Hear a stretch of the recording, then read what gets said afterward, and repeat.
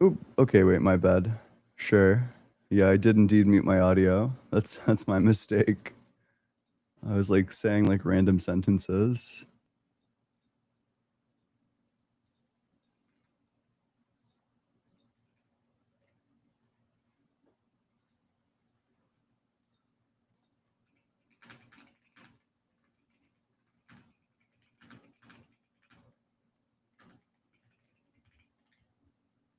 Hey, how's it going, everyone?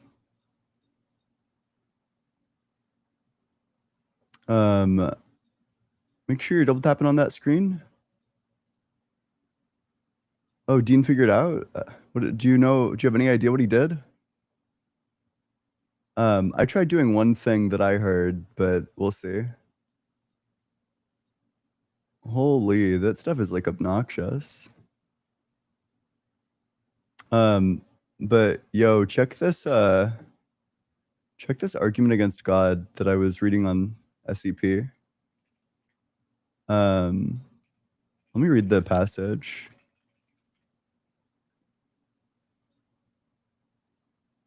It is this one.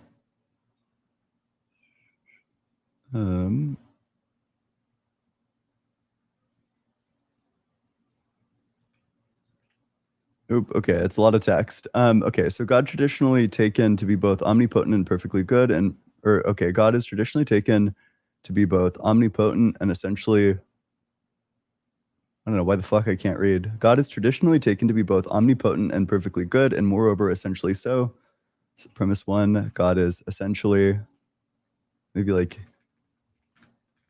if God exists, then God is essentially morally perfect and essentially omnipotent is the one I'm looking for. Perfect goodness is generally understood to involve moral perfection, so God is thought to be essentially morally perfect as well. Okay, so they want to derive. Oh no. Okay, wait. They started with perfectly good.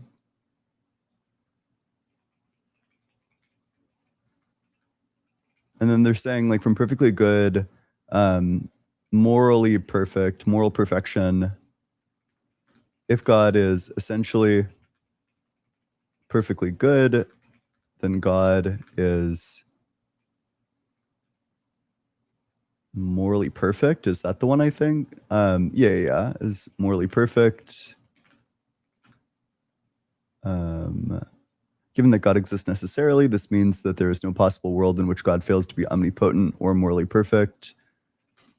If God exists, then God exists necessarily. And then the first conclusion that they're driving there is just that necessarily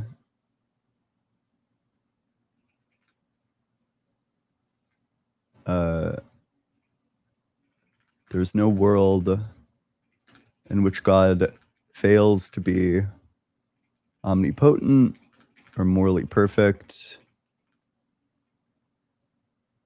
But there seems to be a tension between these two attributes. It is natural to think that omnipotence includes the power to act in ways inconsistent with moral perfection. It is also natural to think that one can have this power only if there is at least one possible world in which one acts in such a way. Okay. How do I want to put that into a premise form? Okay. If God is all powerful, or we'll just do if God is omnipotent, then there's a possible world where God acts in ways inconsistent with moral perfection.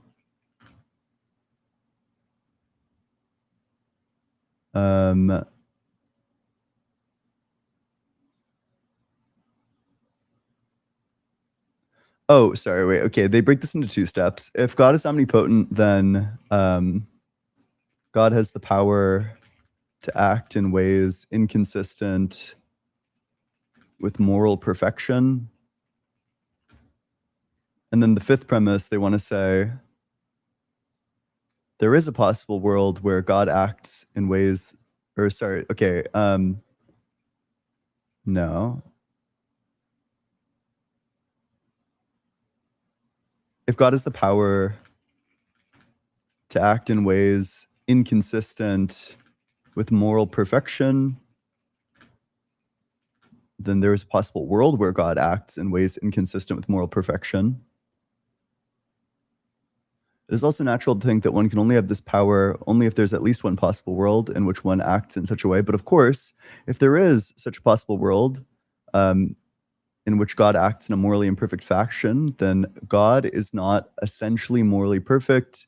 If this reasoning is correct, and if omnipotence and moral perfection are essential properties of God, then this model of God is self-contradictory, in which case God so construed cannot exist. Okay, sure. I don't know. I kind of like it. I'm curious, like, which premise a theist might even reject here. Okay, so the premises for those who are just joining us, if God exists, then God is essentially perfectly good and essentially omnipotent. If God is essentially perfectly good, then God is morally perfect. If God exists, then God exists necessarily. Therefore, necessarily, there is no world in which God fails to be omnipotent or morally perfect. If God is omnipotent, then he has the power to act in ways that are inconsistent with moral perfection. If God has the power to act in ways inconsistent with moral perfection, then there is a possible world where God acts in ways inconsistent with moral perfection. I don't know. Maybe I could break that down into like a more readable form. Um, if God exists and he is,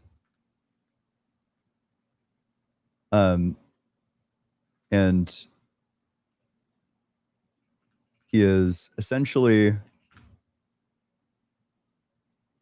hmm, he is essentially all powerful and never does evil.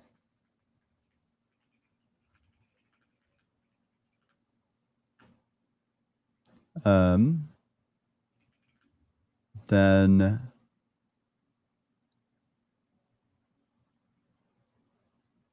what would a good if then be? We'll just mark this as an assumption. If let's say, okay, let's do the assumption. God exists and he is essentially powerful and essentially never does evil.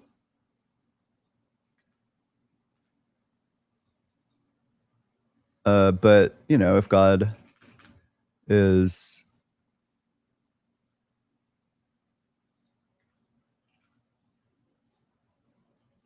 all powerful,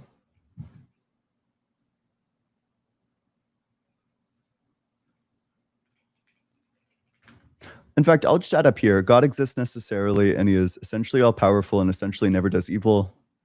If God is all powerful, then God has the power to do evil.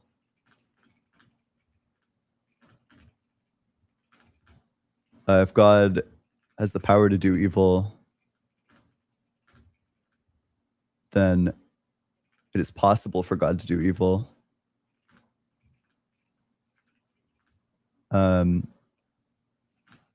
If God is, and then I guess like if God is essentially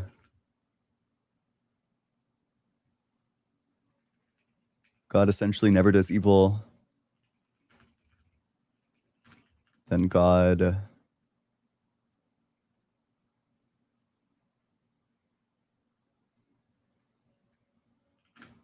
and God exists necessarily, then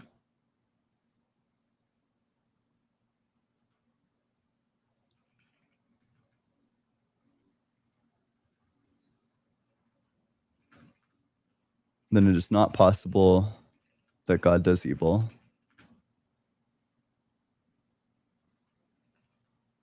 Therefore, we would say like God doesn't exist, or at least I don't know, like the assumption is false is like the minimum conclusion we would reach there.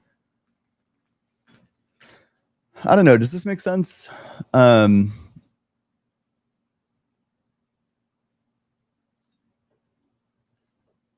don't know. I think this argument is good. It seems like you would have to jettison one of them. I mean, you could do like the classic like theist move where you get rid of one. Like maybe you want to say he can only do things that are like in line with his nature. but like surely, the power, it is a possible power to, um I don't know, like it's like clearly like a possible power to do evil actions. So it seems like you would have to, like, it's fine, like the theist could just say that, but then they would have to get rid of all powerful. Maybe they'd want to get rid of all good and just say that he's like disposed towards goodness. He's like, I don't know, like you can be very confident that he'll do the good. But anyway, hey, if you're in that guest request box, make sure that you're 18 or older. Make sure that you believe in the God of the Bible, the Torah, or the Quran. That will go to the very first guest. Hey, how's it going? Hi, how are you? Doing well. How old are you? 35. Yep. Oh, we talked recently, didn't we? Yeah, we did. Yeah. What makes you think that God exists? So I already had mentioned 2 points, so this will be my third point then that I didn't get to mention. So to believe in a God is actually human nature. To believe in a God is human nature? Yeah, according to Dr. Justin Barrett, who is a senior researcher in the University of Oxford, and he believes this is it's really startling facts. Actually, he said that we have an innate belief in God. Oh, that's false. I don't believe in God. No, you don't Hope have this you don't have helps. to. Yeah, that doesn't mean to say that everyone at some point in their life they're going to disbelieve according to what they were grown up around or what they Some people were never believe. influenced.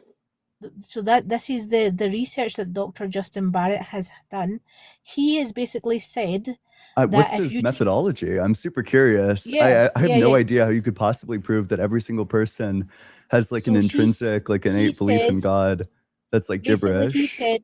he basically said if you threw a handful of children on an island, then they would naturally, if they were raised by themselves without influence out the outside world, they would naturally believe in a god. Wait, what's his name? It's not the Justin Barrett. Dr.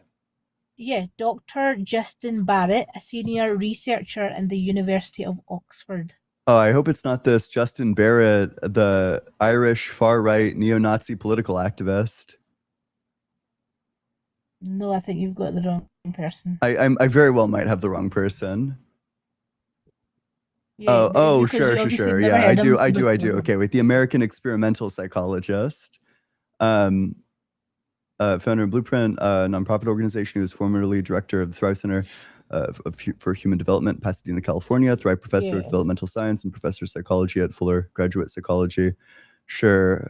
Views on evolutionary religious belief. Barrett is described in the New York So Times as a yeah. prominent member of the byproduct camp and an observant Christian who believes in an all-knowing, all-powerful, perfectly good God who brought the universe into being, and that the purpose for people is to love God and to love each other. He considers that Christian theology teaches that people were crafted by God to be in a loving relationship. Okay, what study does he publish? No. I'm asking you to read the research that he did Can I get the name in of the study I or don't know like if the name of the book? so it's the anthropology and the mind. I'm sure that's what the study's called. Anthropology and Mind? And yeah. So basically, what they're saying to be an atheist is an acquired position. So throughout Wait, history, I'm trying to the find majority. the. I can't even find the study. Before you do, like your like grandstanding Okay, screed. How let's about see. we get the research in front of us first? Yeah, no problem. Yeah. What's the name of the study? So Let's I see. typed in anthropology in I'll mind and nothing came up, unfortunately. What about Dr. Justin Barrett from Oxford University? Dr. Justin Barrett. And the research that he's done from Oxford Yeah, I University. can't find something titled Anthropology in Mind. I Let's think see. that ChatGPT might have hallucinated this for you. No, it's not ChatGPT. I'll get it for you. Don't worry. Yeah, please. Just the name of it would be great. Okay.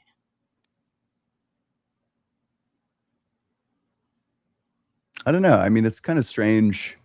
While we're waiting for this, I'll make some remarks to But you've never myself. heard of it before as well, so this is the first time you're hearing about it Yeah, as it well. is. Yes, let's examine the evidence. So what is the name of the research? I'm super curious what his explanation for like atheist China is. You know, you'd think that they would have rediscovered religion or something.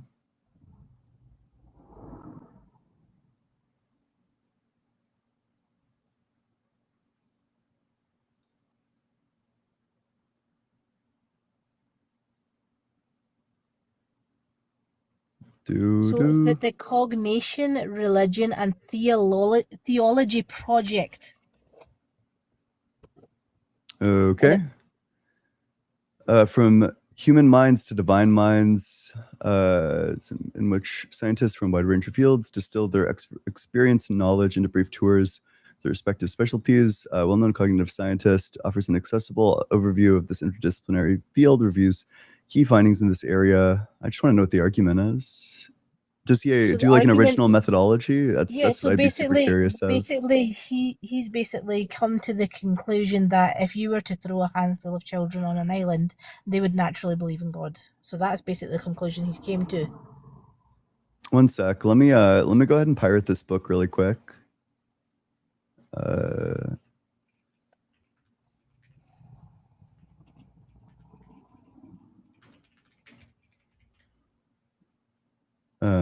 Ooh, excellent. Okay, we found it. Let's go ahead and pull it up. So there will be like a methodology portion in this book. Is that correct? I'm not sure. I mean, if it's otherwise, it's not experimental. It's just like speculation. You know, maybe he's like synthesizing other studies. Obviously, he's not put children on an island and done the actual. No, there are other ways to determine this other than that. But presumably, if he's making a claim as strong as everybody intrinsically knows or like intrinsically believes that God exists from childhood, then surely there's going to be some sort of experimental methodology to back up this empirical claim. Definitely. He's done something, obviously. Okay, but what's this methodology? You want me to go and research it now? Did you not already research it? I mean, you were saying, well, this is the first time you've heard of this. Sounds like it's the first time that you've looked into this too. Yeah, I was actually impressed by his his outcome of the research. So it's interesting. Yeah, I would be interested as well to see how he came to that outcome. But this isn't a research done by Bob down the road. This is a senior researcher from the University of Oxford. But what is the research? So we evaluate, we'll generously call this a study. The way we would evaluate a study and the conclusions that you can draw from it is based on the methodology of the study. So if he doesn't have a methodology because in fact it's actually not a study, well, I mean, this is just this dude's opinion and there's good empirical evidence against it. How would you explain the fact that China didn't rediscover religion? That there are all these like atheistic places. So basically, he's basically saying to not believe in a God is more unnatural than to believe in a God. Who cares? How would you explain the fact that communist China doesn't believe in a God? Because wait, do you want to wait? Do you want to answer the question, or do you want to keep on like running from? What are you saying about China? I don't get what you mean by about China. China is an atheistic country. The vast majority of the people there are atheistic. Most of those people never believe in God. What does that mean, though? They're atheists. They don't believe in God. Okay, but what does that mean? That this can't possibly be true. It can't possibly be true that everybody believes in God. Or that, you know, people just rediscover God via their own psychology, because there are places where this is just demonstrably not happening. That's like me saying that most people in Africa believe in God. So then what do you say about that? Because your claim is that these people just naturally believe in it, but clearly not. Not my claim. Yeah, well, this guy's, Dr. Justin Barrett's claim is nonsense because there are people that just don't. That's fine, but there must be a reason why they just don't. Because they weren't exposed to it. Because a belief in religion actually comes about by being exposed to various religious entities. If you're never exposed to them, you never form the belief in it. Not religion, natural belief in a higher being, in a creator. I'm not saying that's clearly religion. False. It's clearly not the case that they have a natural belief in a creator. The vast majority of China is atheist. False? No, you're just giving one sample of China. What about other countries where It's literally, they wait, is China billions of people or is it just like hundreds of millions? but what's China got to do with it? Why are you using China as Because an oh example? yeah, 1.4 billion. It's, a small So you're sample saying size of you're 1.4 saying everyone in billion. China, well, everyone in China doesn't believe in The God? majority of people in China don't believe in God. I think it's upwards And of 90%. okay, what's your point though? I can see a 90% How of could you people make in. the claim that I it's didn't make natural the to claim. believe in religion? How can Justin I did. Barrett make the claim that it's What- natural to believe in religion when 90% of China, Because literal because we billions of know people, don't throughout believe in God? history, How could it possibly throughout be natural to believe in God? throughout history, the majority of people have believed in God, and there seems to be But how would you something explain the fact built that in. this group of billions of people don't? Well, you would say that they were influenced by something. By what? It clearly is that if it's one area and it's got a majority, there is obviously some sort of influence in that country. Do you think the reverse could be true? Do you think the people that believe in God could have also been influenced by something? Yeah, Oh, probably. sure. So then, being an atheist is just as natural or unnatural No, as it's being a not. It's not theist. though. Oh Throughout history, no. we Oh know. no, you conceded it. That's too bad. You agree that they could have been influenced by something. That's your explanation for the people in China. So in the No, same way no. that you could I've be I've influenced by not your done the cultural research. figures, I I've grant not that you done haven't done the research, right? It's because all of this is gibberish. Like you've given me nothing but nonsense. But you haven't done a research in China why people believe in and don't believe in God. So you're just talking It's because, gibberish. well, it's going to come down to like cultural factors. The majority of people don't That's believe what in a I'm saying. Yeah, religion, and I then agree because with the you. majority of the people don't believe in a religion, their children are not going to be raised in a religion. Yeah, I agree with you. So there is a culture or a society issue So there. you agree that not, it's not natural. it's not natural to not believe in God. It's not natural to believe in God, it seems. If it was natural to believe in God, you would expect the No, new you've just Chinese admitted generation to believe in God, you've but just they don't. admitted that there'll be a culture or society issue Yeah, there. that That's is why my exact you admit point. Yeah, you I ad, agree. I that's did my admit that. In exact fact, point. I argued it. Yeah. Yeah, you said China has some sort of influence there, so I agree with you. Yeah, I So what's absolutely the agree point? with that. Yeah, that's my whole point is that it's just as natural or unnatural, however you're cashing out those terms, that you No. will So largely inhabit the religion that exists across your society. So okay, it's going to be, people are going to adopt it. They're not just going to start naturally believing in God out of nothing. well, that according to Justin Barrett, they will. Oh, sorry. And Justin Barrett has no way to account for this. In fact, I wonder if he ever accounts for this. Let's just do a Control F China. Nope, he never Okay. addresses this argument. Yeah, probably not because Okay, yeah. it's not relevant to what his argument was. This also in the isn't a first place. scientific study. This is like it's like a book of theology. Okay, so you're saying that this senior researcher of Oxford University is has You can be like a basically senior gone- researcher and also just publish a work of theology. Okay, what's your point? This isn't science. This is like philosophy. Science? What is science? Science is going to be like a methodology whereby you form hypotheses about the world around you, and then you gather Yeah. empirical evidence in order to confirm or and like attempt to deny confirm. these You various. can never confirm anything in science. Well, Science is you just can actually, right? You could observe something. So, for example, if you had microscopes that were powerful enough such Yeah. that you could see like an atom, which by the Okay. way they do, you can then at that point confirm the existence of them. and then someone. Wait, so wait, then before we 20 move years away down from the that, wait, line do you wait, debunks it. would you go ahead and concede that you were wrong about that? That you said you can't use science to confirm anything? So science is a study of that time and that period where someone does a research and has an outcome that best fits. Science is never fact until someone. So 20 what you were years giving down me the- earlier isn't fact? You were citing science earlier, so what you were No, citing you're earlier talking wasn't about- fact. You're telling me. Is that that correct? Wait, I something- just want to verify this, right? So No, Dr. Justin until- Barrett, what Dr. Justin Barrett is saying isn't fact. So I'm saying to you, he's done a research, and this is the outcome of the research. Yeah, wait, let me help you like formalize this. So premise one, Here we go. science isn't fact. Premise two, Dr. Justin Barrett's claim that people naturally Believe in religion No, not is religion. science. Believe in God. I didn't say Therefore, God. or You just oh made sorry, that up. believe in I God. like how you you want just put believe that in there. God? We can do believe in Yeah. God instead of religion, you know, whatever helps you cope. Therefore, you would agree that Dr. Justin Barrett's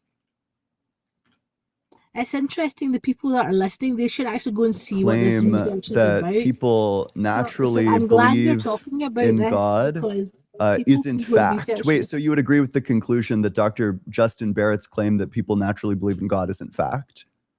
It's not fact. It's a research that Sure. has Okay, outcomes cool. for Wait, you. so if it's not fact, I don't give a fuck. So what do you have next? So you want facts. Yeah, I do. Yeah. So do you believe that there's only one outcome that either is a god or isn't a god? I do believe There's that. only Yeah, there's only one true answer. I do. Yeah. Unfortunately, your- logic necessitates it. So what's your fact then? What's my fact? Yeah, in terms of these two outcomes. Are you asking me which one I believe? Yeah. I believe that God doesn't exist. And what's your evidence for that? Sure. I mean, we can just run through the argument that I was giving just earlier.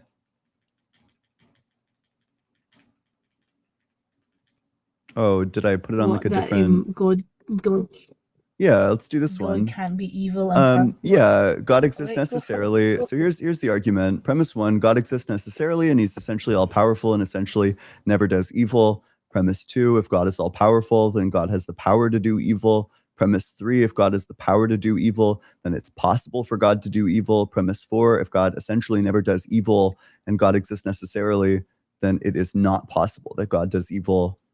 So the assumption So that's appears why false. that's why you don't believe. That's why you Wait, can don't I believe can I in just God. know which of these premises you'd reject? So God is not the author of evil. God does not create evil. I just want to know which premise you would reject, though. God, it's too much words for me. So I can would read say it to you again. No, I'm saying to you, if God creates something, Well, he okay, can't wait. go So against so his- okay, that's fine. You don't want to read it. That's fine. But that was the Yeah. disproof of God. that's your disproof of God. But it You doesn't didn't make even read sense it. because You didn't even read No, it. How do you know? How do you know it doesn't make you're sense? You spe- didn't even you're read it. basically you're It was basically too many saying words that for you. you're basically saying that God created evil, but then he can't be evil as well. Just that. Do you think God has the power to do evil? No. That Oh, goes then he's against not all his nature. powerful. So I have a power that God doesn't. But that's like saying God is. So wait. God You would is agree? You would agree that I have a power that God doesn't? Then? No, you have the No. ability. Wait. Do I have the power to do evil? You have the power to do evil because you have a choice. This is so funny, God- dude. Okay, wait, let me break this down. Okay, so God doesn't have the power to do evil. No, God does not do evil because it goes against Power his to own do nature. evil. That's like saying I have can the God power to do become- evil. That's like saying can God become a sheep?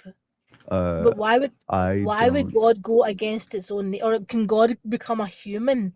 It goes against God's own nature. That's like saying can God cease to exist? No, God cannot cease to exist because it goes against God's nature. So we have a contradiction from these three. So you've affirmed all three of these. It's a contradiction. So we got premise 1, God doesn't have the power to do evil. Premise 2, I have the power to do evil. Premise 3, I don't have a power that And God listen, doesn't have. Scrap that. You just need to put in God cannot go against its own nature. Which of these three is false? Scrap it all and just write God cannot go against. I just want to know which of these is false. I don't need to. I don't need to go into your. Unfortunately, you do. It's a contradiction. No, God does not go against its nature. That's like fine. you We can saying add God 4. God yeah, does add not it. go against his nature. Yeah, that's the answer I would choose every single time. God cannot become Yeah. a So tree. there's a God- from these God 4 cannot- premises we have a contradiction. Yeah, God cannot become a lamppost. Do you get me? Like then you're so saying does God is which God of these too 4 weak? premises would That's you like saying, reject? is Because God too weak I to just need you become to a stop crying lamppost? and then select a premise. You know, not I grant that this I'm didn't go actually very well for laughing. you. I grant that I'm you know actually you like laughing contradicted because you yourself think instantly. You're basically Everyone saying else is God, laughing too, frankly. You know? No. You're saying God can become a From these lamppost, and 4 then you're saying, premises, "Oh wait, we have a why can it not become a contradiction. lamppost? Which premise do you when reject God is here? weak?" No, God cannot become a lamppost. Do you get me? Doesn't make God weak. It Well, goes some things against have the God's power nature. to turn into lampposts. So Right, if you're saying that go God ahead can't and do that, then you'd probably need to say that there Oh, are some bro. powers that God Bro, doesn't this have. is Maybe you want to really restrict it to, God only has the power to do things that are in line with his nature. Yeah, But nevertheless, exactly. yeah, exactly. Then he's not all powerful. That is all powerful because you're saying God. Why is God not become a lamppost if he can't become one? Well, maybe a helpful thing. You've affirmed these 3 contradictory premises. You can have the 4th one in there just for fun. Yeah, the fourth one is the one that's correct. I want to know which of these 3 is false. The 3 highlighted ones. I reject them all. The fourth one is the only one. You reject that God Yes. doesn't have the power to do evil, so God does have the power to Yeah. do evil. I reject. You reject that everything I you're have the saying. power to do evil. You think I don't have the I- power to do evil. Wait, let's I actually type out what you just said. It goes so against God's okay, nature. Do you get me? think You're one overcomplicating it. Why are you overcomplicating things? God has the power to do evil? I think, to be That honest, I think two, something's that happened in I your past. don't and have you're the power to do evil. Obsessed with God.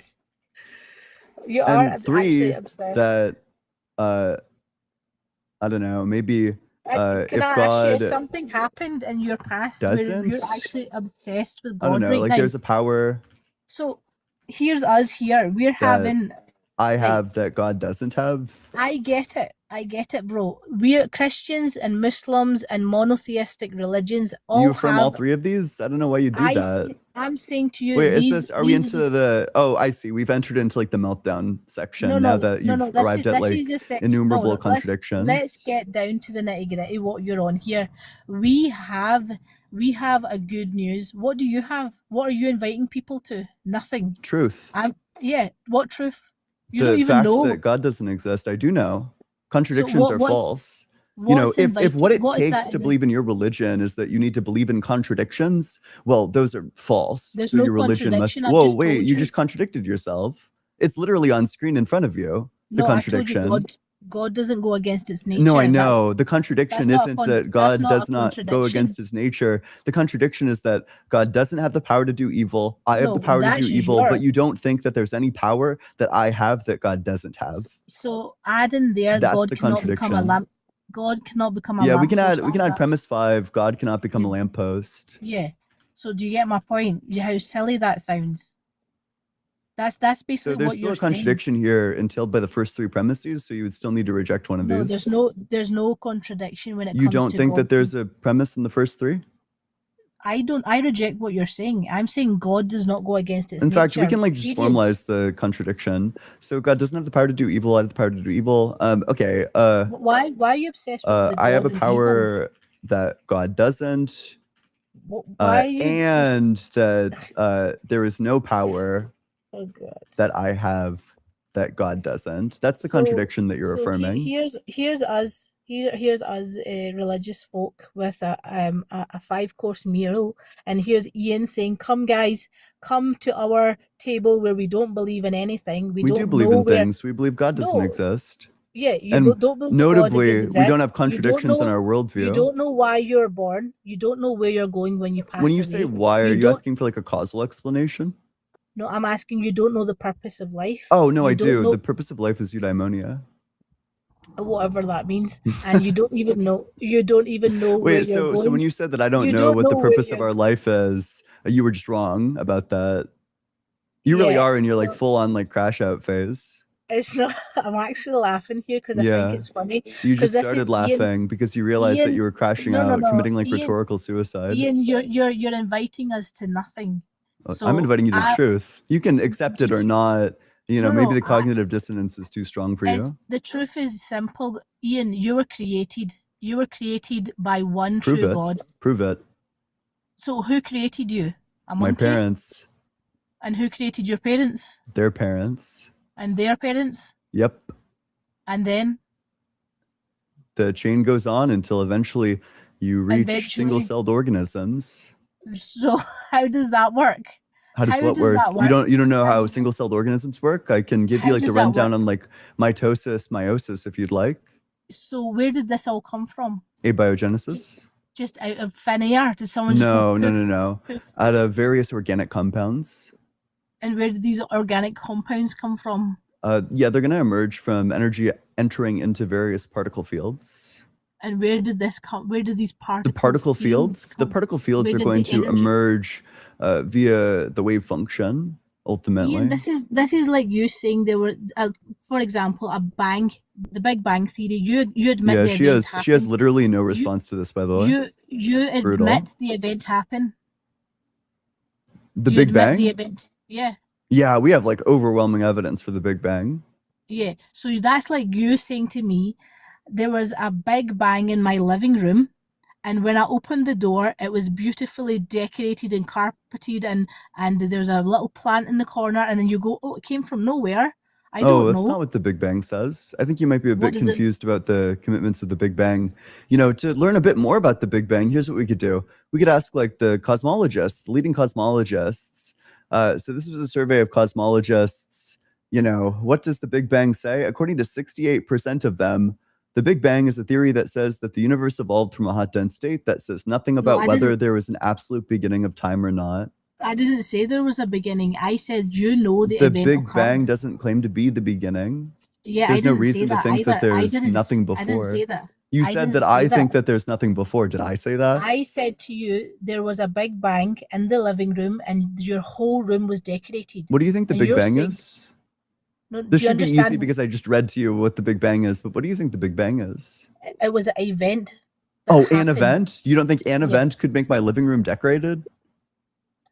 So who's No living room has ever been decorated? That's the hill you want to die on? no, You need no. to. So, what do you think the You Big have Bang to is? Because that was your. Let's rewind back. You know, let's like rewind like the kill scene back to like the big blunder there. You said the Big Bang is an event. What Yeah. else? It's an event that occurred and it started off the All universe. events occurred. Oh Okay. no, sorry. The cosmologists disagree with you about that one. No, fair enough. Okay, it's not the start, but something caused the Big Bang. Sure. So I'm saying to you, you can't walk into your living room and say, who decorated my room? Maybe it happened by itself. Oh, I don't think that. I don't think the Big Bang happened by itself. So who or what started the Big Bang? Yeah, the rapid deposit of energy into various different particle fields, including dark energy fields. Same thing I'm saying to you. Same as your living room. You don't expect Can someone. you repeat you back wouldn't to me see what I just said, or did you not listen? particle of energies and Oh smashing no, together. you caught only like bits and pieces. No, but that's I can not the explain point. it to you if you'd like. You know, don't you think you should understand my position a bit better before you start being incredulous about it? I'm saying to you, there's about 400 That was a yes or no people question, by listening. the way. I don't know if There's you heard 400 that. people listening. You might not have caught that, but that was and, a yes or no question. No, it's okay. I don't have to answer yes or no. Okay, but I the thing see. is, Yeah, you're just gonna I'm dodge saying, the question instead. No, I'm trying to make it simple. I'm saying to you that just as your living room, you do not expect someone or something to happen naturally and your whole living room to be decorated. What do you mean by Why natural? the way you're saying a hot dense state and this that and a big bang happened and my whole living room was decorated? You think that that's what natural means? That's all natural means is, you know, this, that, hot, dense state. Natural means nothing else but that? So either the big bang, either the universe created itself, it was created itself, or something created it. Oh, but why would I think that it was created at all, as opposed to not being created? So you're saying your living room's just been beautifully decorated all by itself? No, that's not true of living rooms, but it might be true of universes. So I'm just giving you the same analogy. Who who Do you have like a real, do you want to like actually engage with the position, or do you want to keep on having like your meltdown? I don't think it's a meltdown, but I think you just fail to see the simplicity of the argument. Yeah, it's going right over my head for sure. Yeah, you know, can you summarize back to me what my position is? So you're basically saying there's a beautifully decorated living room, and it's just always been there. No, it's always been. You're saying it's always been there. I'm saying the universe has always been there. So you know, the beautifully decorated living room is made out of particles. Therefore, God must be made out of particles, right? Is that correct?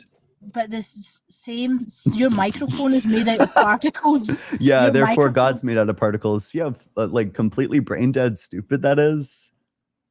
Like, not No, everything that's true of a beautifully decorated living room is going to be true of a universe. but you don't come across your microphone in the middle of a desert and I say, yeah, agree.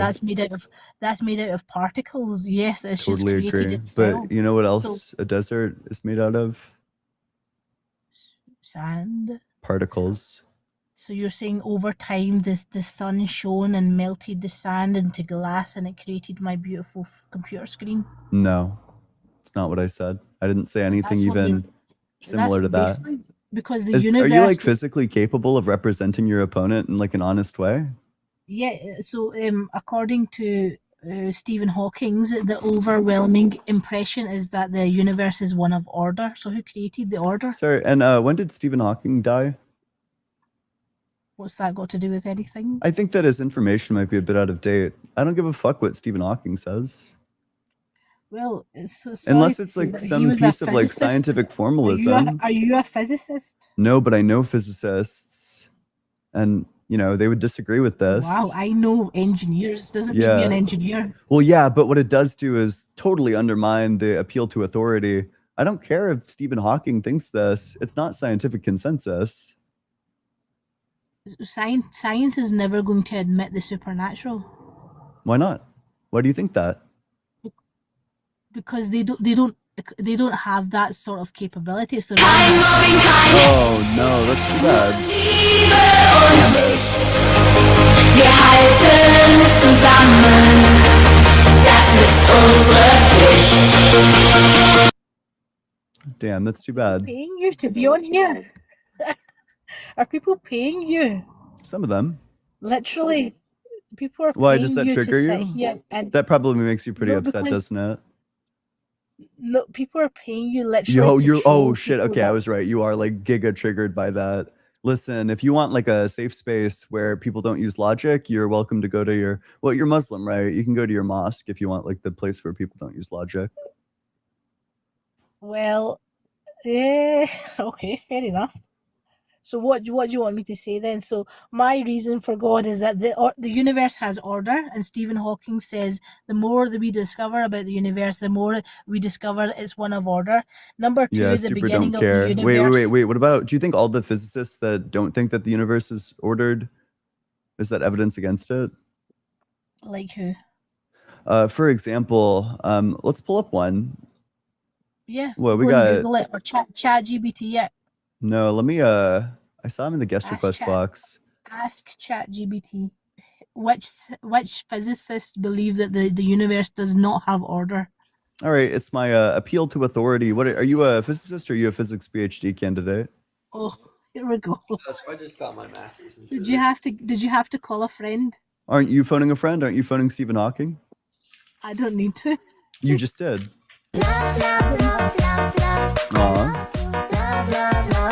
Well, Yeah. this is too bad because now I have to restart the live anyway, but you know, the conversation was sucking, so okay, one sec. I'm gonna turn the gifts off, Molly. I just ended stream. Okay, I'm going back live.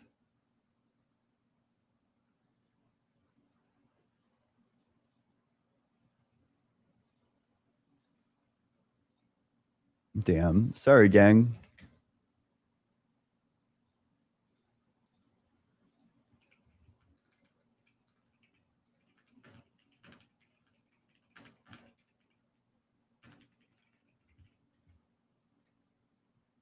All right, we're back. I turned gifts off, which sucks, but you know, I don't know. This shit's stupid. It's a kind of a shitty, horrible place. I think this person was first. Hey, how's it going? Good. You gotta be 18 or older, bud.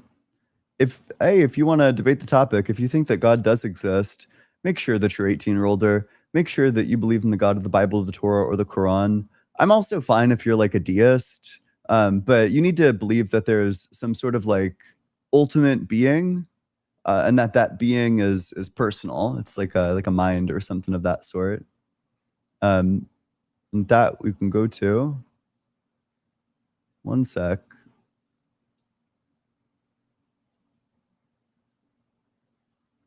I'll go to this one.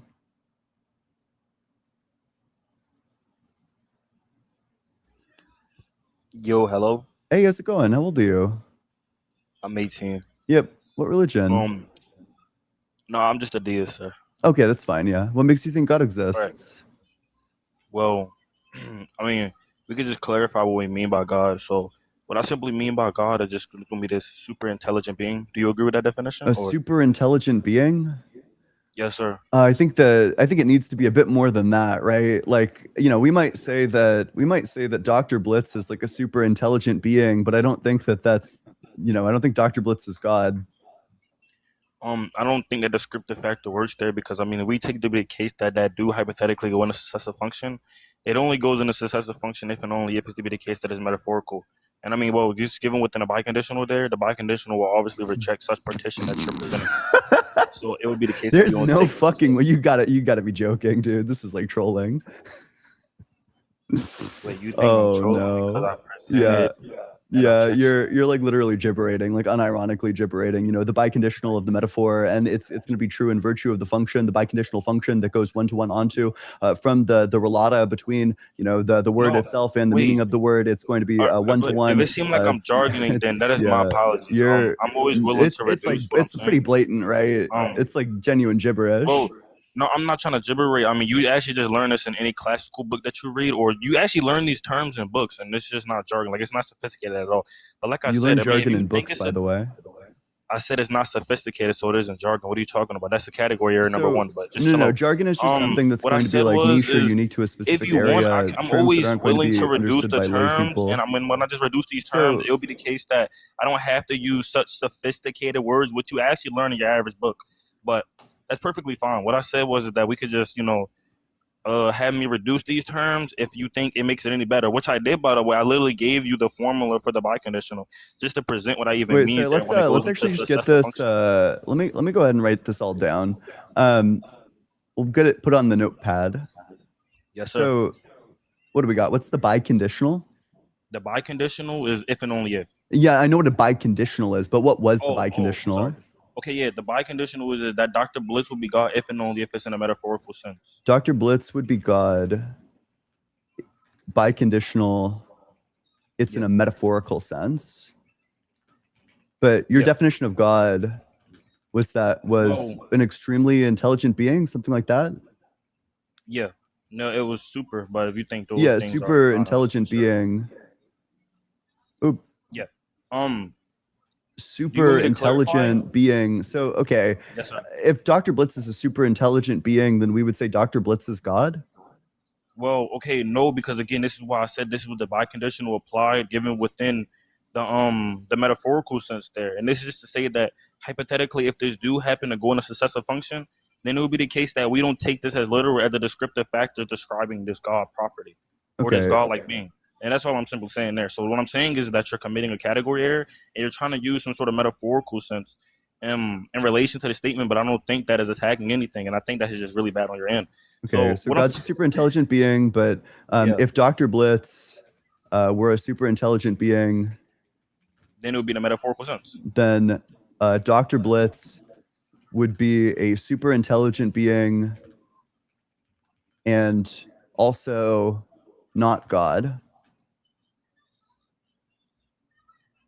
Yeah. Do you think that anything that satisfies the intention super intelligent being is God? Well, I mean, to be extremely clear, I'm kind of thinking that's vague, but prior to this, What if what I said is vague? but yeah, I'll get into the vagueness. Calm down, sir, please. Okay. I just want to know which So- part of what I said was vague. Wait, I'm trying to get there, sir. I'm just going to answer your question after I'm done. So to further clarify, okay, I'm going to call it the mistrack in P2. Like, this is really bad on your end. What's the This is really mistrack? bad on your end. Okay. I got you. I answered these You questions literally after- agreed to this, by the way. Okay, yeah. I don't think I ever agree with P2. I agree with P1. You literally said this earlier. That's brutal. You took Wait, your so- friend's comment in the comment to be section, clear, but maybe so he wait, wasn't stop, listening stop. too To be quickly clear, I said, so or God is super too intelligent clearly being. because If I Dr. Blitz asked was a you super if intelligent being, Dr. then Blitz Blitz were a would be super intelligent being, and would also not God. Dr. Blitz be God? And you said no. Okay, bro, are you lost? This I is never like applied the the infinity conjunction. blender. Yeah, I mean, if that thing, if you I think can people got there replay with the you. opinion, I we're can gonna argue. replay That's the part in perfectly the fine. But conversation look, where I to further say, clarify if what Dr. happened, Blitz were a I super never used the intelligent being, conjunction there. then So would that's just the Dr. Blitz be category error on God? your end. And you To be said extremely clear, yes. given within the Okay. Oh, he categorical wants to terms, we soy never out. use Full the blown fucking conjunction meltdown. for Oh a my god, dude, biconditional. he's doing his like Philbro That's meltdown really now. bad on your end. Let's Wait, just you play think the a replay. conjunction and a biconditional are the same? I'm just gonna go ahead That's and the question hit the there. replay because my question included a Wait, just calm conditional. down. That's the Also, a question. That's biconditional is me a giving form of within the idiotic conditional. operator. So That's that's me like simply asking a you yes or basic no. blunder on your So part, I'm I just going to ask fear. again, given within the binary So wait, interpretation, let's do you what think we're or do actually you gonna not think it to do. be the What we're case actually that gonna do. given What within we're the actually gonna argument, do. a biconditional Okay, and he's a having a soy conjunction can be meltdown. applied the same and it can also go into successive There, function in the buddy. same We formula? all lose debates. But Well, your let's see if definition you of answer, bro. God was Okay, that so can you was answer? an Wait, extremely sorry, we're listening to intelligent being, replay. something like that. Okay. Yeah. No, it was super. But if you think those Yeah, things super are synonymous, intelligent sure. being. Oop. Yeah. Super me to clarify? intelligent being. So, okay, Yes, sir. if Dr. Blitz is a super intelligent being, then we would say Dr. Blitz is God. Well, okay, no, because again, this So it's exactly what I said. If Dr. Blitz were a super intelligent being, would Dr. Blitz be God? And you said no. So you agree that Okay, if Dr. Blitz I were a don't think super you intelligent understand. being, then There's a Dr. Blitz would be a distinction. There's a super intelligent distinction. being and Are you also not what? God. It's Are literally you on the serious? replay. I can When replay you it as say that, many okay, times stop. as When you you say need. that, prima Oh, facie, yeah, have the I will go to meltdown. Let's see the assume tears. that you're Yeah, cry. referential to the Yeah, go ahead and cry biconditional. for me. Go for it. You nowhere in the rec use the word and. You put I and said there. if. If and and aren't the same. What Well, are you sorry, talking that's just the about? law of identity. This follows by law of identity that if Dr. Blitz were a super intelligent Dude, being, then I don't Dr. know Blitz if would you're be a not super reading, intelligent but being. what I'm saying Wait, is do that you use the disagree that P conjunction. implies P? You don't think P implies P? No one disagreed. What are you You're talking doing about? that. What I'm saying is you use the conditional and then you use the conjunction. But given within the conditional, after that, there was to be the case that it was a biconditional. Where did you ever get a regular P implies conditional and then Q. conjunction from? So you agree P What are you implies talking Q, about? but then P implies P as well. So it's also true Bro, that Are you P do implies you know what a biconditional P is? and Q. You'd agree with Oh, this, right? I'm gonna see if you answer Or the would you question. Do you know disagree what a with biconditional this? is? Sounds like you wouldn't agree. Would you Hello, are you disagree there? with Are this? you going to respond to the question? Yeah, I don't know why you're trying to biconditional is avoid if and only the if. I'll question. write out the truth table for you right this second. P, Okay, perfectly Q, fine. P, Q. So this is going to be true, true. Then that would be true. This is true, false, false, false, true, false, false, false, true. There's the truth table for you, bud.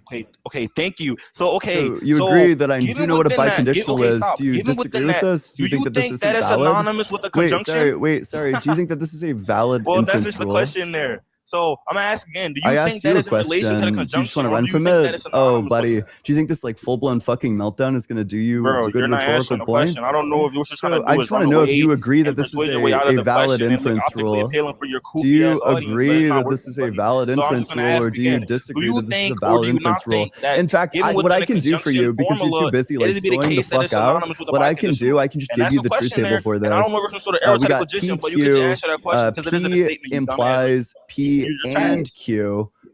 In fact, we could do one more just for our listeners at home. We could do P and Q. So let's do true, true, true, false, false, true, false, false. No, this is frying, man. So this one's going to be true. This one's going to be false. This one's going to be false. This one's going to be false. So then for this one, Right. Okay. So this is we okay. That's got perfectly fine. okay. This So, one's going to be If true. we take the postulant P and postulant Q, right, No and we see fucking that way, given within dude. both of the wait, Um, are you serious?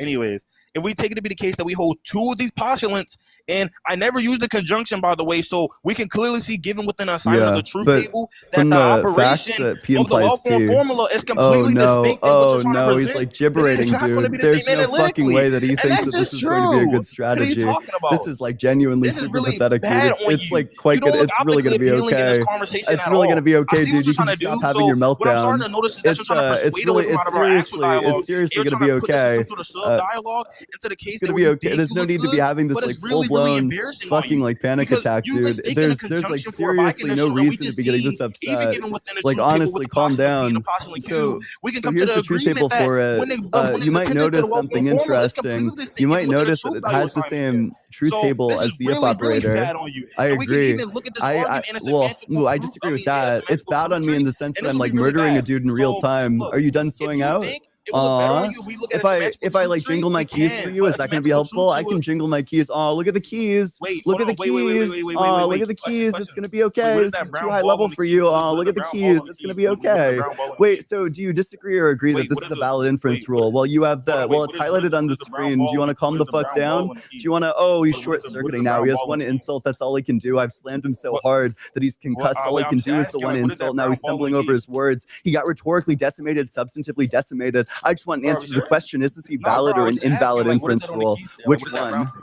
Which one's it going to be? What Valid do you mean, inference which one? rule There's or an only one invalid brown inference thing on the rule? key. What are you talking about? I just want to know if this is a valid inference rule or an invalid inference rule. Bro, I was asking, what is it on the key? What are you talking about? I don't know. It's something about Okay. thrift store. It's like a little Wait, what is guy. that? Is that like is that a cat? I don't know. It's like a little guy. I can't see it, buddy. He's like plant adjacent. He has like little leaves at the top. Hey, that's pretty tough, bro. I'm gonna get that for my keys, but I'm sorry, but what question was you asking me? Do you Is agree this or disagree that womb? this is a valid inference Not a rule? womb, bro. What are you talking about? I'm sorry. Let me look. P then Q, P then P, P then P, and Q. Do I agree that's a valid inference? Yeah. Yes. Okay, sure. Well, that's how we arrived at premise 2. Well, okay, but I don't think what you're understanding. What I'm saying is that that's a category error, and that's because I'm not using the conjunction. So I think the acceptability and the assertability conditions are completely distinct from then what I was simply saying. Like, okay, a prime example is right. If I was to say that I'm a if I was to say that I'm a lethic nihilist, but I swap out the acceptability conditions for some sort of pragmatical account, then you would agree that the truth conditions completely change, right? Because I mean that's just analytically true that when we present anything, normatively when something is presented, those things swap out. So if I was to make X statement and make Y statement, I would say that these things hold relation. Granted, they hold relation, but it still be the case that they hold different assertability conditions. And I mean, well, if you agree analytically that they hold different assertability conditions, then you would agree also given within the truth acceptability conditions and also given within the virtual model. So it wouldn't be too far wrong, or it wouldn't even be wrong realistically to say this. So I could just say that this acts non-virtuously given within my conceptual scheme. And I don't see anything wrong with that there. Like, and I mean, if you want me to explain why I say that, I could just, say if we just dissect the apparatus and we just look into the properties given within the dissected apparatus, there's no things that happen to cause an error. So we could say that it just acts or behaves virtuous in a sense that it behaves well, and that is linear. If you disagree with that, then you could tell me. But if you don't, then Yeah, what I just said I just want to basically know. contradicts what you just said. So what you've affirmed to me, you've affirmed that you agree with this inference rule. P implies Q, P implies P. Therefore, P implies P and Q. You agree that if Dr. Blitz were a super intelligent being, then Dr. Blitz would be a super intelligent being. You agree that if Dr. Blitz were a super intelligent being, then Dr. Blitz would not be God. But you disagree that if Dr. Blitz were a super intelligent being, then Dr. Blitz would be a super intelligent being and also not God. You disagree with that. Bro, you never answered my question. I mean, we can get into this argument. What's your question? Okay, wait, I gotta repeat the whole question now. Okay, I guess. So what I was simply It sounded like you were like clarifying. You could be like an yeah, I was clarifying, but it was you can be like an alethic nihilist. But I had presented a question in that, which was at the end of it, which I said if you disagree with that, you could give it a response. Okay, so I'm just gonna say this again. What I said was, you would agree that if I present a bicondition or you present a conjunction, and it to be the case that the well-formed formula seems to act differently, then it wouldn't be non-virtuous to simply say that, given within the virtuous model, these things are distinct. And what I'm simply saying there is that given within my conceptual. Okay, so the entire point was is that if they're distinct, then it causes. But one entails the other. The biconditional entails the conditional. Lethic nihilism in a column, bro. It's a PDF you can read on the internet, bro. Chill out. Okay. Anyways, yeah, but like I said, was simply if it was to be the case that we swap out the acceptability conditions given within a lethic nihilist account, then it wouldn't be nothing too wrong with saying that. And what I'm simply saying is that given within my conceptual scheme, it seems to be acting virtuous. In the sense that if we dissect the apparatus and we look further into the apparatus, there seem to be no errors. In the sense that the presentations given within the apparatus are linear. What I'm simply saying there is that they seem to act well and virtuous. So if it's to be the case that they act well and virtuous, then it would be the case that the assertability and truth conditions and the truth acceptability conditions completely change. And I mean, if you just agree with those three things that I presented, which could just be the virtues there, if you agree with those three distinct virtues that are presented within an argument, then analytically there's a presented contradiction given within the argument. And all I'm simply saying there is that that argument is contradictory to what I presented, and it is in the same analytically, given within a well-formed formulas and just given within a semantical given within a semantical proof tree, or I think it's the semantical truth tree is one of the two. I'm sorry. Yeah, but it's just one of those. Yeah, I'm just gonna go ahead and give the response. So if we take that binary relation and map it onto the identity of the extensions of the intentional item, specifically with respect to its quantified semantics, and then we drew like the tableau for the proof table via De Morgan's law and a disjunctive syllogism, we would arrive at the conclusion that Gödel's logic is sound actually, and that the fictional status of these alethic items would actually be verified via multimodal logics and normality and variance rules. Pair-consistent logic would then be vindicated for all of its claims. All right, can I ask? I got a lot of questions. So, what do you even take pair-consistent logic to be? Because it's logic that admits I still got more contradictions. questions. Okay, I don't think that is entirely true. I think that is a vague concept of the model. But you disagree? Pair-consistent logic is logic that denies the law of non-contradiction. Yeah. Oh, what I'm simply saying brutal, is dude. that just chill. What I'm simply saying is that there is this moves given within a pair-consistent logical scheme that presents things that are completely distinct from what you're saying.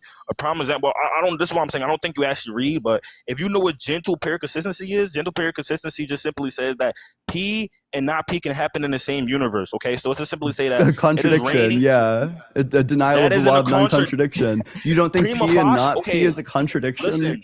Listen. You Oh didn't listen gosh, you didn't listen to what I another just fucking said. infinity blender. You literally did not listen to what I said. What I said you're the contradiction happens in the same word, but given within gentle strength account, the gentle strength account just simply says that there could be some sort of different side of this world that obviously rejects this semantical reject the semantics. And what I'm simply saying there is that I'm sorry, hold on. Okay, what I'm simply saying there is that presented, if we take the gentle strength account, it could be the case that it's raining in Japan but not America.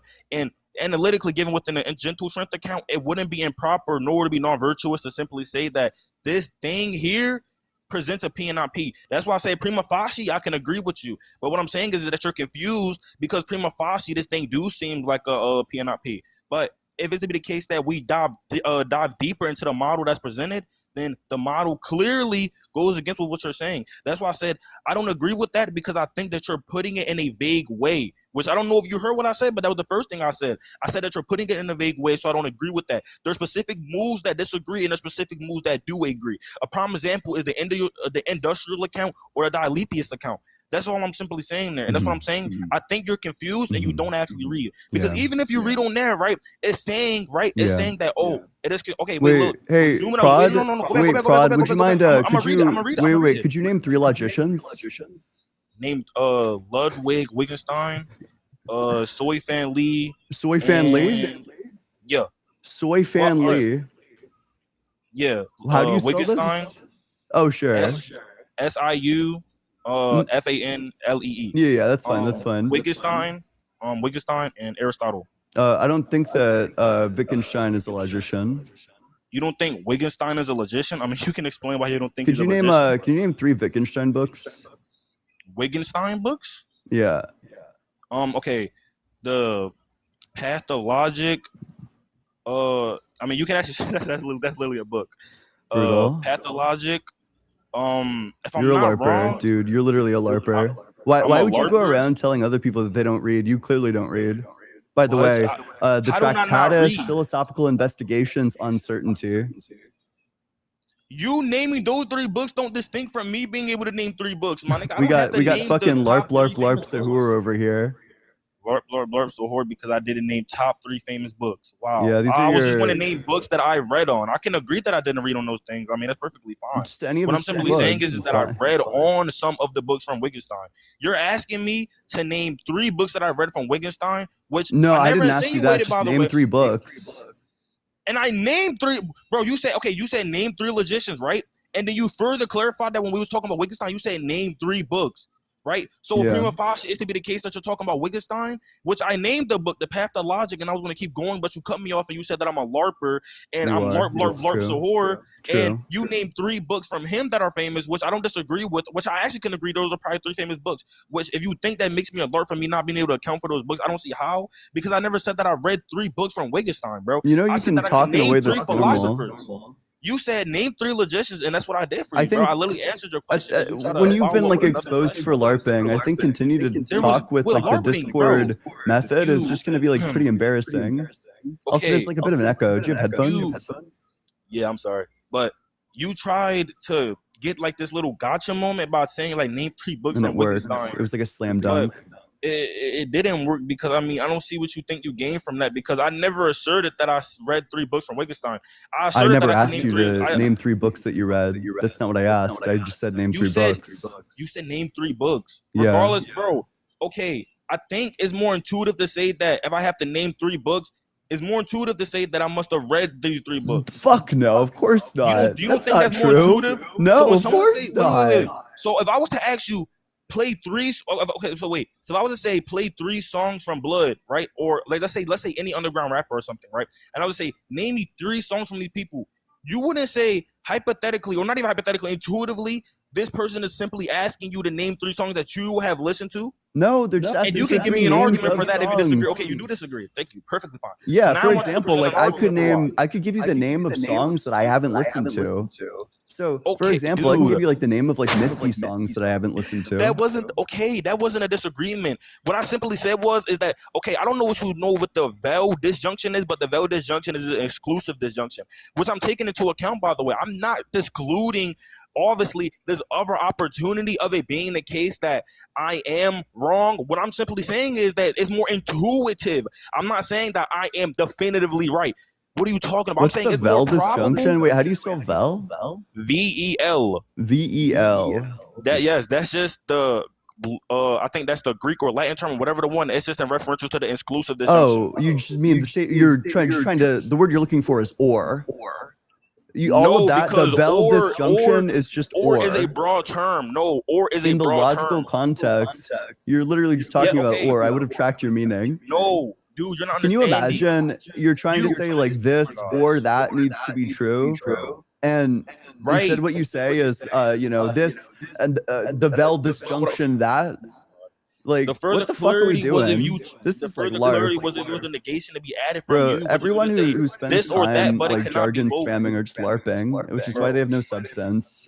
I literally just said the Vel disjunction was presented because it would be the case that just in case if you was to hypothetically say that you will add a negation, I'm sorry, if you was to add a negation, then it would deconstruct it and it would be in referential to the ought version of or, which I'm saying that's not what I'm referential to. So I have further clarified it just so we don't have to go back down on this long road of just clarifying things. That's why I said we could just take the Vel disjunction, which is just the inclusive disjunction. And when we further follow that up, that's just to say this or that. And what I'm simply saying is that this or that can exist, but that which I'm in referential to, which could be X, is more intuitive or just more probabilistic to say rather than Y. What I'm simply saying is that the cognitive factors is given within a probabilistic assessment clearly seems to map out when we simply say that, well, if I was to name 3 Blood songs, it seems that this person is saying, well, if you're not LARPing this thing, or not even LARPing, if you're not faking to know X, name 3 things from X. And that's why, again, that's why I said that seems more intuitive. And I mean, we can even take the PC account of didactic What's service. your what's your favorite philosophy book? My favorite philosophy book. I mean, I'm trying to get into Heidegger, but I think a lot of people said that he's a really complex philosopher. So. He's also gibberating. Like, don't get into Heidegger. It's useless. Well, okay, wait, I'm sorry, but gibberating, like from the normal avenues that you debate in, gibberating actually gets you like way farther than it probably should. So maybe that is a good idea for you. Well, thank you, man. I mean, I took that, but I mean, I'm trying to get into that, but I heard that he's really complex, so I was trying to read on Hegel, Phenomenology of Science. Hegel? Hegel? I don't know how you pronounce it. I'm sorry. Hegel is the typical pronunciation. Oh, I thought it was That's well, that makes sense. Well, philosophy of science. no, phenomenology of science. Oh, phenomenology of science. Yeah. Yeah. Wait, do you have headphones by any chance? Yeah, I mean, I could take them out if you want. If it's like a bad. Well, it's I don't know. Oh, actually, yeah. Wait, can you take them out? Yeah. Hello. Yeah. Yeah. That seems to have resolved it. Oh, phenomenology of science isn't a Hegel book. Are you talking about phenomenology of spirit? Oh, yeah. I'm so sorry. My bad. Yeah. That's okay. But yeah, that's what I'm trying to get into today. Yeah, sure. One sec. Let me scroll down to the index for the phenomenology of spirit. Oh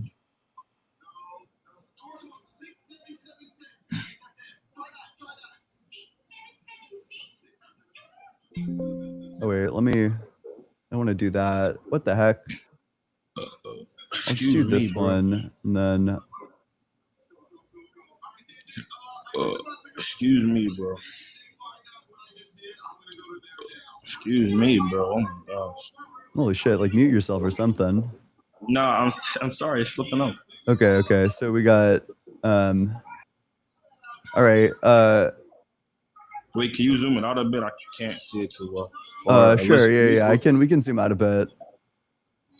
Or like go to the zoom into the part that you're trying to. I mean, yeah. Well, here's the rebuttal, right? The edification. Where was it? The edification and philosophical truth of the statement that you just made is it's seeped in familiarity and is ultimately false. The experiential evil that became determinate just now, under divine law and in all possible worlds, under the consumption of the biconditional and the being in and for itself, being in itself, ultimately led to the actuality of the action, the abstract universality, and necessitated the actualization of the appearance of beauty. I found it quite moving.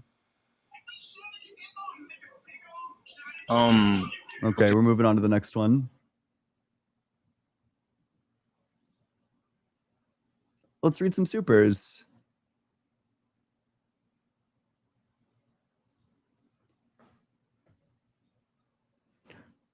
Grimmy, thanks so much for the super chat. Oh, thank the god. Tis Ian, or the gods. Tis Ian. Don't forget to hydrate. Okay, I'll hydrate.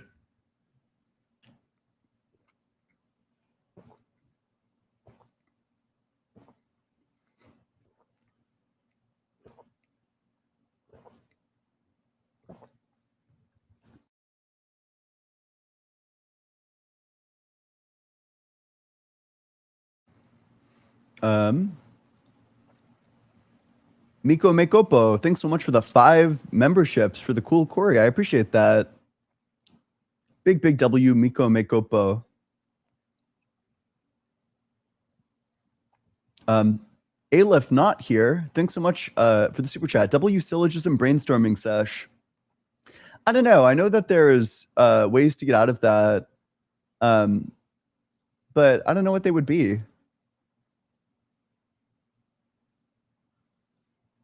Dr. Fudge, thanks so much for the super chat. I believed in ghosts for a few years, never a god. Wasn't raised that way. Hope this helps, football lady. Yeah.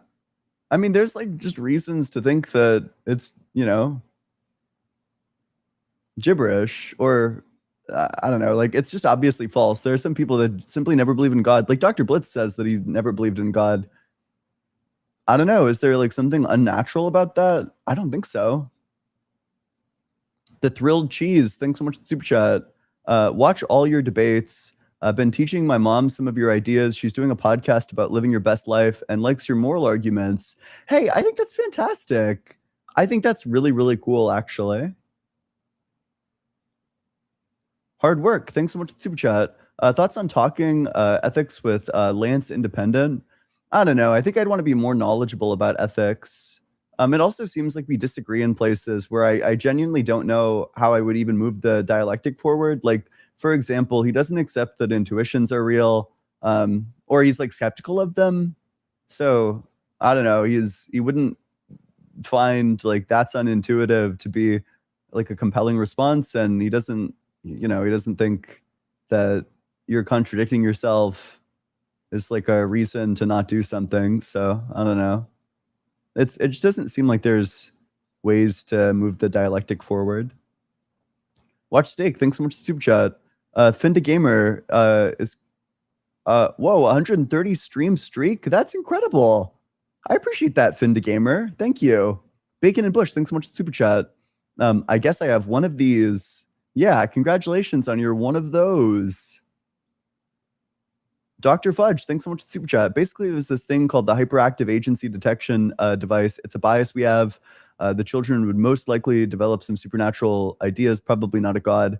Yeah, well, that's the way that we project agency onto things, which I would probably assume is like the kernel of truth that's there in the study, which is, or the study we'll generously call it, which is that people do tend to ascribe agency to things, but that's a cognitive bias. You know, I don't think the fact that people naturally believe that if you add a bat and a ball, where the bat is $1 more than the ball, and the total is like 110, or it's like a dollar 10 cents, that the bat is 90 cents and the ball is 10 cents. Or yeah, I just don't think that it follows from the fact that people naturally believe that due to their cognitive biases, that therefore that's the actual answer. Kieran Dave, thanks so much for the super chat. Appreciate it. Barrett is a Faraday Institute fellow. This is another outlet for Templeton Foundation, which is quite infamous for pseudoscientific output and stolen empirical valor. Their papers aren't the kind you can replicate. Well, it doesn't even look like there was a methodology in the paper.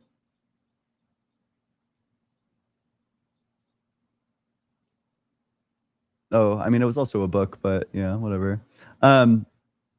Okay, Grimmy, thanks so much for the super chat. Theist always shadowboxing with God's nature when we generally are questioning his authority and capabilities. True. Hertz, thanks so much for the super chat. Can two moral and rational agents take actions that oppose each other under your objective morality, or would they necessarily come to the same position? This is something that I've thought about. In terms of something like a chess game, or in terms of something like a boxing competition, I wonder if the end that it's permissible to will, I think the end that's permissible to will is, I'm going to try my hardest at this thing. I'm going to train my hardest. I'm going to try my hardest. I think everybody can try their hardest. But then it doesn't seem like a will that you can, or like an end that you can will is like, oh yeah, my end is winning this game. And that's kind of unintuitive. It seems like that's a thing that you should be able to do. But that doesn't actually affect the way that you live, because instead you can will, oh, I'm just going to try my hardest. And then you get the same results, maybe even better ones, because oftentimes it's better to focus on the process rather than the results. I don't know if that makes any sense. Whoa, RTP Talks, thanks so much for the 75-person raid. Appreciate that. Possum Punks, thanks so much for the super chat. Can you imagine going to your imam and they sound like this? If you could change your fate, would ya? Grimmy, thanks so much for the super chat. Guests be digging themselves holes so fast they may be using a backhoe. True. Bacon and Bush, thanks so much for the super chat. Allow me to defeat atheism with logical syllogism. P1, if Gosh exists, there would be no evidence for it. 2, there is no evidence for Gosh. Brilliant. Therefore, Gosh exists. That's a banger. I love, what is that, affirming the consequent? Dr. Pizza MD, thanks so much for the super chat. This girl is proof that the human brain cannot overcome the debuffs of being both Muslim and from the UK. Does the UK include Ireland? I don't know what the fuck you guys get up to. Listen, whatever you want to do on your own side of the pond, just don't bring it around me or my kids. Truth Over Faith, thanks so much for the super chat. Would love to hear your favorite fictional/non-fictional books. That's a... I don't know if I have favorite fictional books. I'm not a big fiction person. but I don't know. I've really enjoyed like a lot of works by Ryan Mullins. It was like they were like very influential on me. I think The End of the Timeless God is quite fantastic.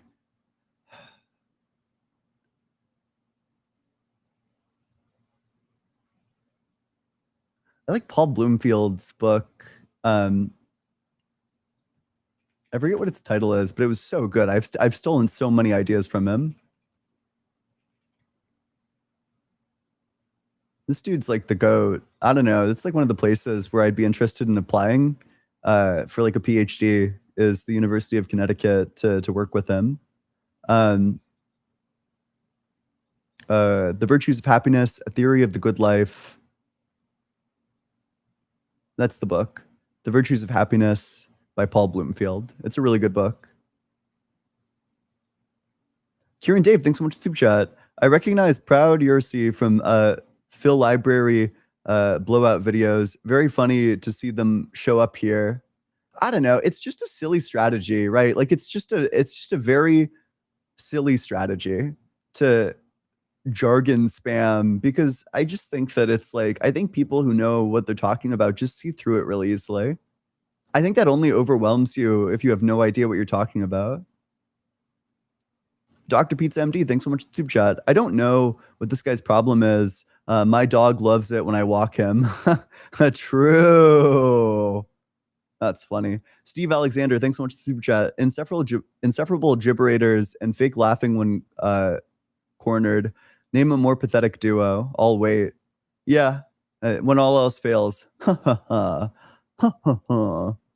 Kieran Dave, thanks so much for the Super Chat. Didn't the guest say he is using alethic nihilism? Isn't that the rejection of truth entirely? The rejection of facts, I think. That there is no such thing as is true. So his God is a super intelligent being is false? Seems to be. Z-Bar, thanks so much for the Super Chat. Appreciate you. Teamy T, thanks so much for the Super Chat. Loop quantum gravity probably trumped by string theory, but compelling. In terms of what? Cow Ninja, thanks so much for the Super Chat. Do you wear cologne? If so, what fragrances? Tobacco Vanille. Tobacco Vanille is the best fragrance. Your girl will love it. It's like kind of seasonal, but it's great. I don't know. I bought some after there was like a day where it was like my birthday or something. I forget the circumstances, but regardless, I went to the store and I bought some Tobacco Vanille, and it was great. It gets lots of compliments. It smells really good. It's sophisticated. Highly recommend. It's kind of expensive though. All right, if you're in that guest request box, make sure that you're 18 or older. Make sure that you believe in the God of the Bible, the Torah, or the Quran.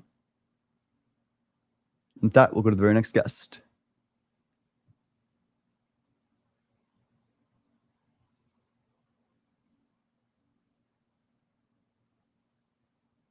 Oh no. Oh no. Is the only person really going to be Matt? Oh, thank fuck. Okay. Can you hear me? Yeah, how's it going? How old are you? 20. Yep. What Snap. Never thought I'd get to be here. My apologies. Might be a bit nervous here. That's okay. Yeah, what religion are you? Christian. Yep. What makes you think God exists? Oh, if you're off the app, I can't hear you. You got to be on the app. Okay, I can't go off the app. Good to know. Damn, I had notes. Okay. I'll go without the notes then. So last time I saw your live, it was a while ago, man, like 2 weeks ago. You spoke about modal collapse with one person. Thought that was interesting. Looked into it. I want to come back to that again. And so my main question for you here is something from nothing. Can you talk about that? I don't believe in something from nothing. Okay, what do you believe in then? I would If you could probably explain it to me. affirm that the universe always existed. The universe, it has no beginning, like Yeah. eternal. Yeah. Okay. Well, one of two things is going to be true. I think that I hold like a specific view of time. So I don't think that moments come into existence or go out of existence. I think the entire timeline just eternally exists, and that we in this form are at specific moments of the timeline, and then the progression over time gives the appearance of passage. But I think that okay, I don't know. Are you tracking all of that? Do you want me to elaborate on that? Could you elaborate, please? Yeah. So think of time in the same way that space exists. There are lots of spaces. Like 10 miles away from right here exists. There is a point Yep. in space 10 miles away from here. It's actual. The fact that it isn't right here doesn't change the fact that it's actual. Right now is the same way with respect to the other moments of time, that we have right now, and then we have 10 minutes from now. And I think that 10 minutes from now is actual. It's just not right now. It's at a different time. It's 10 minutes from now. So I don't think that times come into existence or go out of existence. I think that all times just eternally exist. What that means is that either the timeline could be infinite into the past, or it could be finite into the past. Either way is no problem from my view. Okay. What's the evidence for that? For which one? The universe being eternal.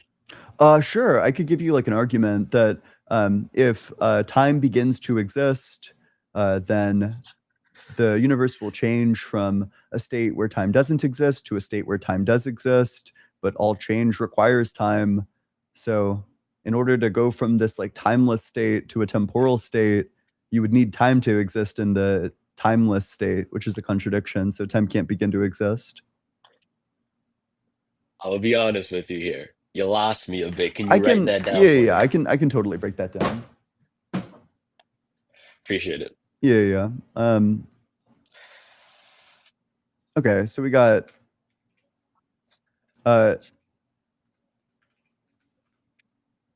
if change exists, then time exists. If time begins to exist, then an atemporal state changes into a temporal state. Maybe here's the syllogism I really want to run. Maybe I want to do, if time begins to exist and an atemporal state changes into a temporal state, an atemporal state is unchanging. Therefore, time does not begin to exist.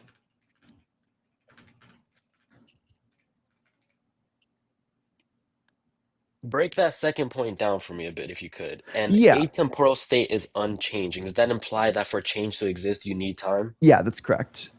Yeah, that's basically the same thing. So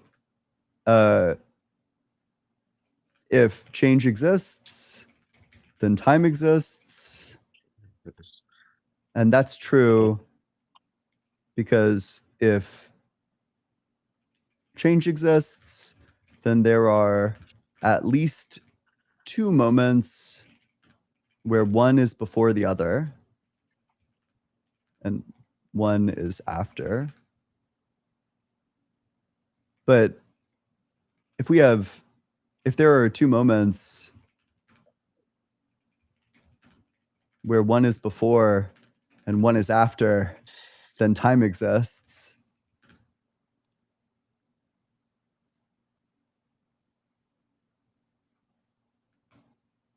Okay. I don't know if that makes any sense. Did I lose you? It does. No, I follow. If you could give this belief a name, or does it have an official name? What's it called? Because I want to look into Well, it it's more. just this is pretty close to a lot of the it's close to a lot of arguments that Aristotle gives in terms of change. So if you wanted to look into like, you're going to find this in like Aristotle's Physics. That's where he does the analysis of change. Also change. Okay, cool. All You right, could- that was something new there. I'll have to look into that. I've got none for that. Okay. Hey, Let's thanks so see. much. I had. Yeah. Oh no, I other Oh, things. that's Can I fine. That's talk about fine. other things? Yeah, go for it. Yeah. Okay, cool. Another one. I've been talking about morality a lot with my girlfriend. Mhm. I have some things I want to ask you. Yeah, go for it. First, moral relativism. Do you ascribe to that? No. No, okay. What do you believe in then Um, in terms of morality? I'm a moral realist. I think that there's good reason to think that morality is objective. I think that I will note, I think that whether morality is objective or subjective has nothing to do with the God debate, because I think that if morality is subjective, then God existing and saying you should do this won't change that. In order to have objective ethics, everyone would need some kind of reason to do that. So, but it's possible that there's a person who just doesn't care what God has to say. And there needs to be like some reason why this person should care about what God has to say. Absent that, there really is no reason to, we really can't say that the ethics are objective. Okay. So you're saying God saying this is bad is not valid enough to support an objective ethics system or Yeah. objective rules, whatever. Yeah. It kind of runs into both like the Euthyphro dilemma and the is ought problem kind of simultaneously. That I think first is probably the Euthyphro dilemma, which is that the explanatory chain there is one of two things. Either the explanatory chain is there are things that are bad, and the fact that these things are bad explains why God tells you not to do them. Or it's going to be like God tells you not to do them, and the fact that God tells you not to do them explains the fact that they're bad. So either they're going to be bad because God said don't do them, or God's going to tell you not to do them because they're bad. So Why is this a dilemma? it's a dilemma because either morality is totally independent of him. Like if God just tells you don't do this because it's bad, well, then morality exists totally independent of what God tells you to do. But then the reverse is that it's arbitrary. God could have told you anything. He could have told you like don't hold your girlfriend's hand, and that would have been bad. Mm-hmm. Um, I can write I that mean, one I out think I too. have to look into it. No, I follow. I think I have to look into it more because I don't see the issue with this, right? Like, let's say you come into my house, I decide what's right or wrong in my house. You know what I mean?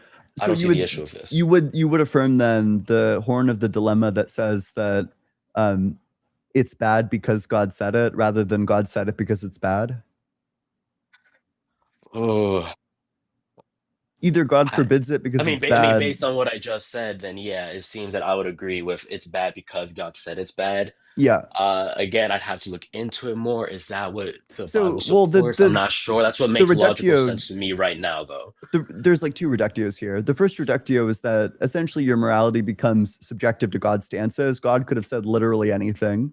God could have said it's bad to hold your girlfriend's hand, and then you'd be committed to saying that that's bad. But kind of in that same vein, the second reductio is that if God told you that raping babies was good, you would be committed to saying that that's good, which is absurd. Mm-hmm. Okay. Uh, let's see. Okay. From what I gather, at least Christian belief, by definition, in God's nature, he is good.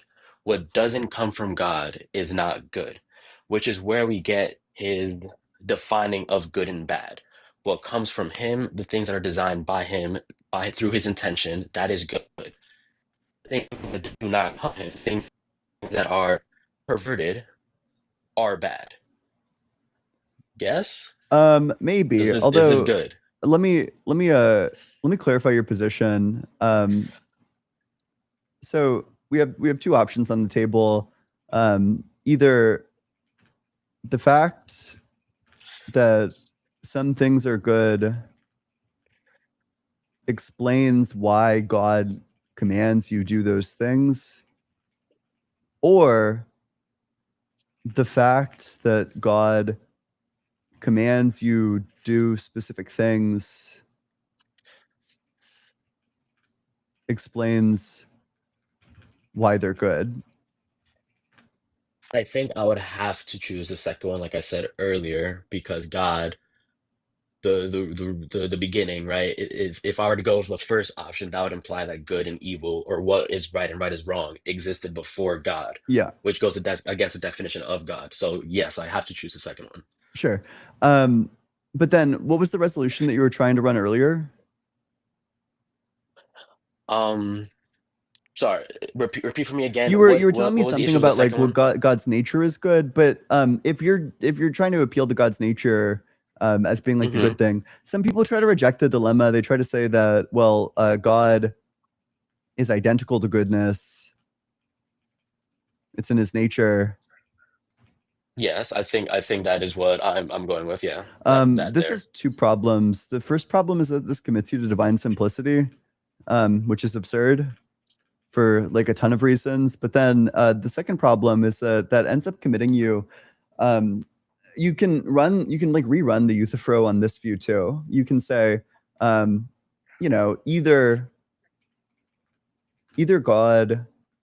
God's nature is this way because it's good for God's nature to be this way.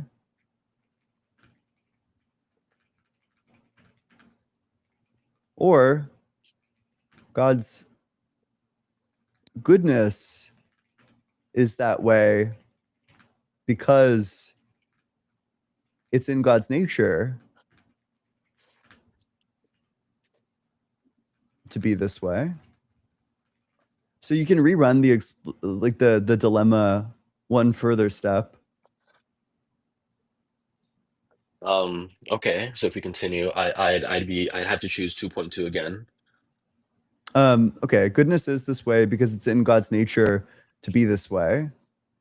Okay. Okay, the problem with this view is that it could be in God's nature. If it were in God's nature to, I don't know, like torture children for fun, then that would make it good to torture children for fun. Okay, and so my question for you now is, I'm assuming based on the way you're phrasing that question, that you would agree torturing children is bad, right? Yeah. Okay, why do you think it's bad? Yeah, I think it violates their rights Based on what? Like, who says they have rights? based on laws of logic. So, okay, I'm an agent. What that means is that I take actions to achieve my goals. But, Hmm. if something is necessary to achieve your goals, you have a reason to have that thing or take that action, which is to say that you ought have that thing or take that action. And that also means that others ought not interfere with that or like deprive you of that thing, which means that if something's necessary to achieve your goals, you're essentially claiming a right to it. But, for all of your goals, you're going to need your freedom and well-being. If you don't have freedom and well-being, then you won't be able to achieve those goals. So everyone Well-being. must claim a Okay. right to their own freedom and well-being. But if I'm an Have a right to agent their and freedom and well-being, but what if my main goal in life is just kill as many people as I can? yeah, you would need to You be have a alive right in to order put me to in jail. do that. You would need to be alive in order to kill a bunch of people. So you would For need to sure. claim the right to life on the basis that you're an agent, while simultaneously saying that agency is not sufficient for the right to life because you're saying that all of these agents don't have that right. Mm. Oh, so the issue with my goal of killing people is that I'm depriving other people of their agency, You're which is why you contradicting now have the right to yourself. stop me. Yeah. Well, Okay. wait. So you do have the right to stop this person because it's not universalizable for people to do this, but it is It's not universalizable. universalizable. Yeah. Okay, meaning it's not something we'd want everyone replicating. No, meaning that you can't not everybody could replicate it without a contradiction. Okay. Okay. So, interesting. Okay. Agency, freedom to go after what my goals are, yeah, without interfering on other people's freedoms to chase their goals. Okay. And that is like, I don't know, the basic right that all humans have. Yeah. I think that I think morality has more layers to it, but I think that this is like, in terms of dealing with a lot of really easy cases, I think this one deals with a lot of really easy cases. Okay. Okay. That's interesting. Is there a name for this? Yeah, it's Goworthian ethics. The guy's name is Alan Goworth, Alan Gewirth. He has a Wikipedia page that's really short, which I don't know, you could like read it in maybe like 15 minutes, 10 minutes. It's like a super readable Okay. Wikipedia page, specifically the section about ethical theory. And if you like the Wikipedia page, if you think it's interesting, he has an article Could you, in sorry, could the you write it on the screen so I can take a screenshot? yeah, absolutely. Let me get that. Okay. So Alan Gaworth is the guy's name. He has a Wikipedia page, but then he also has an internet encyclopedia. I don't know how to spell this word of philosophy page. Okay. Type Gaworth, he'll be like the only entry under Gaworth, and then if you enjoy the Wikipedia page and you enjoy the Internet Encyclopedia of Philosophy page, you know, at that point, maybe read his book, or I don't know. You don't, you know, I'm not your dad. You can figure out what to do. Are you a big fan of him? I'm a pretty big fan of Gaworth. I think that his argument's really Okay. good. Okay. So just to see, check my understanding here, right? I have agency. Mhm. I need my agency to be able to accomplish my goals. Yeah. And so a basic right that I have, and in fact all people have, is this agency, the ability, the freedom they need to accomplish their goals. Yeah. To the extent And that if is these goals universalizable, if these goals infringe on other people's agencies, that is a bad goal that I have, and you are allowed to stop me. yeah, it's a contradictory goal even. Contradictory goal. Okay, I can't think of anything on the. Yeah, but it sounds like you totally got it, actually.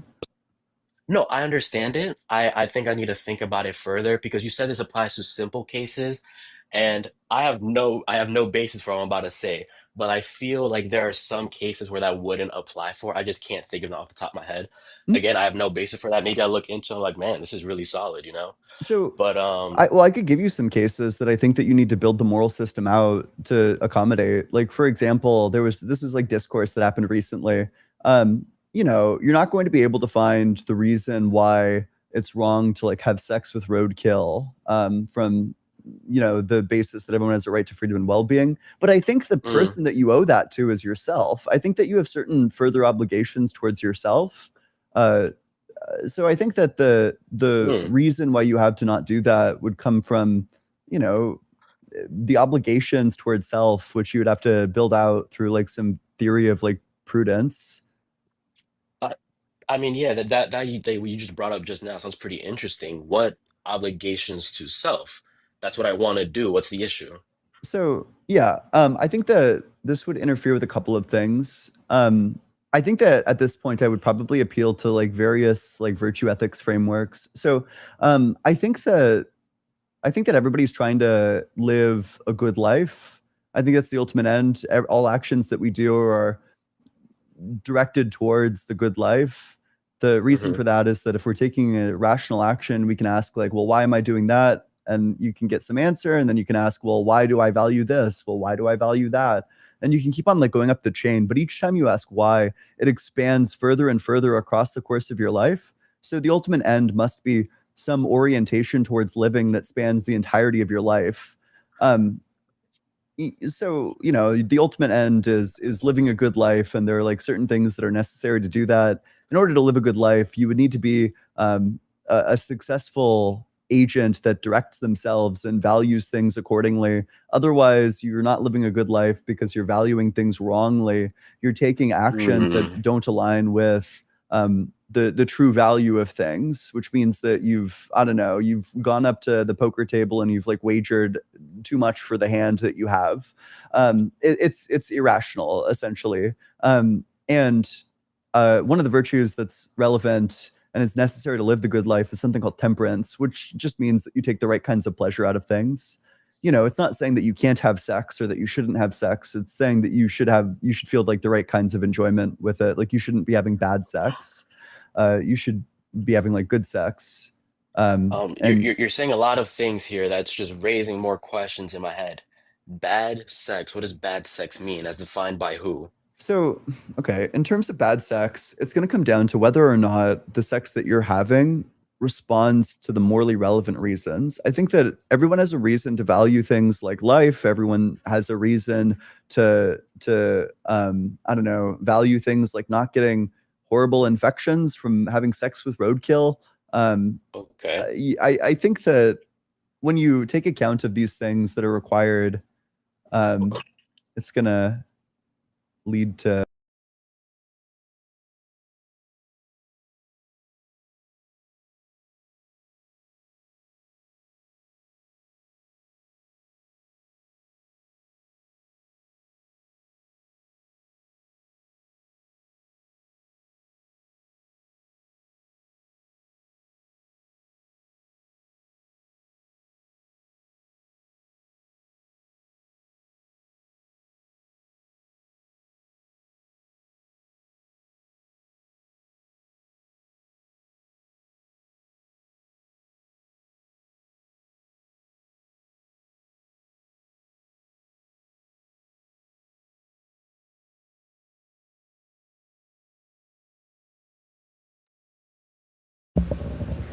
Hi everyone, if this is Molly, I'm sorry that Ian seems to have disappeared. I'm trying to get their attention to get them to reconnect.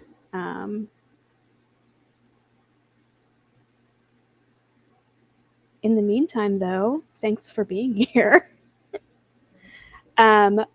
Today is Wednesday. Tomorrow on Thursday, we have book club in the Discord for the feminist reading group.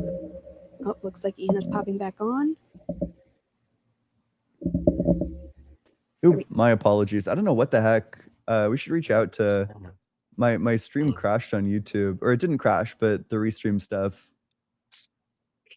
SMFH. All good. Molly, let me know if you need anything else. Okay, we're back. Sorry, wait, what were we talking about? Agency, and then from agency about like certain respect for yourselves, and then we got into sex with roadkill. Yeah. So yeah. I would also like to clarify, I do not support sex with roadkill. Of I course, of don't. You gotta course. believe me. You No, gotta of believe me. course. I would assume, Um, you know, the statement that you what just made I'm has me asking questions. The what statement I'm trying itself to answers. what I'm trying to argue here is that I think without the Bible, without some objective standard, you cannot tell me that having sex with roadkill is bad. Does the Bible say that you can't have sex with roadkill? It says that animals have rights, right? You can't violate those rights. Where does it say that you can't have like sex with roadkill though? I mean, it doesn't say that bar for bar, you know what I mean? But you're supposed to take care of the planet, things like that. The animals are part of the planet. They are due a certain amount of respect because they are God's creation.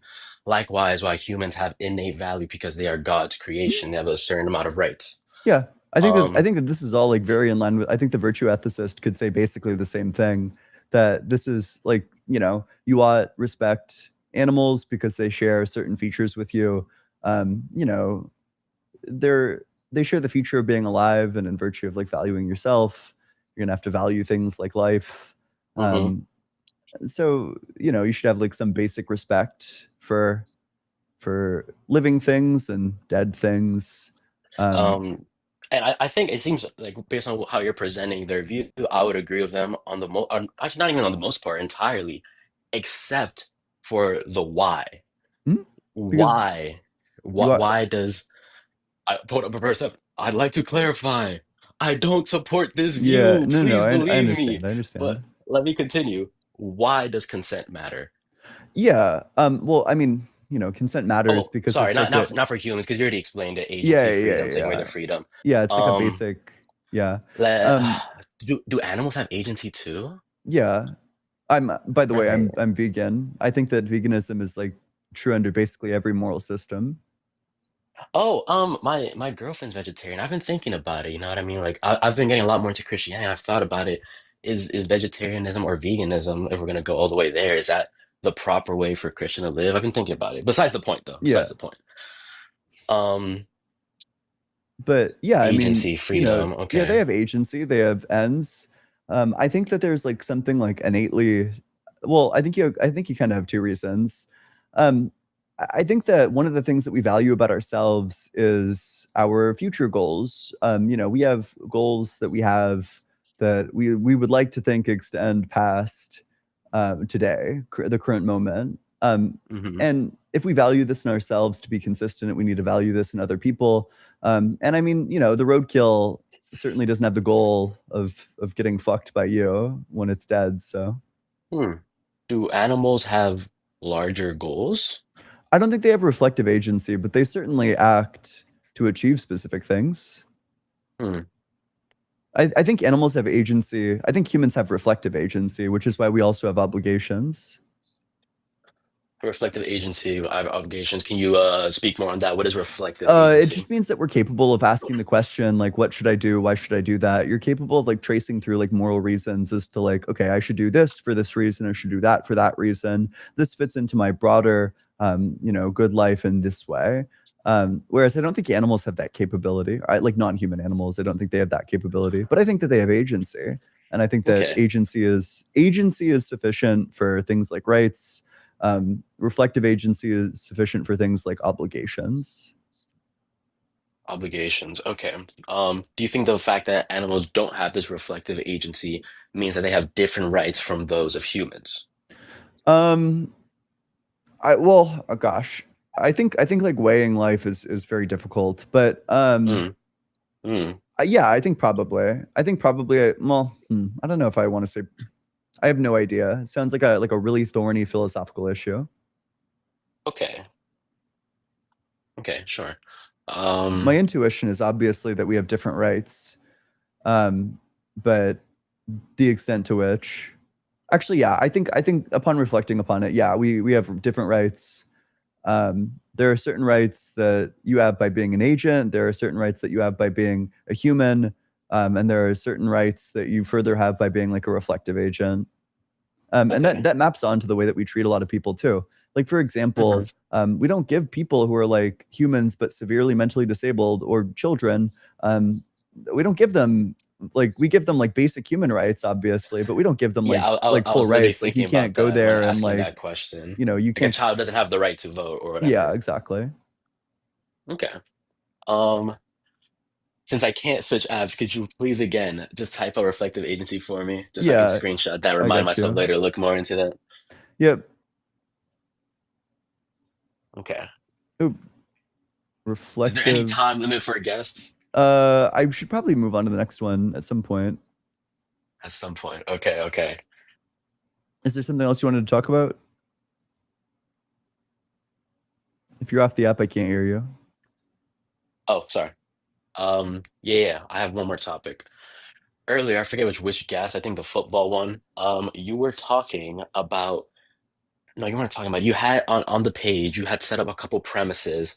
I wrote it down in my notes as the like anti-God premises.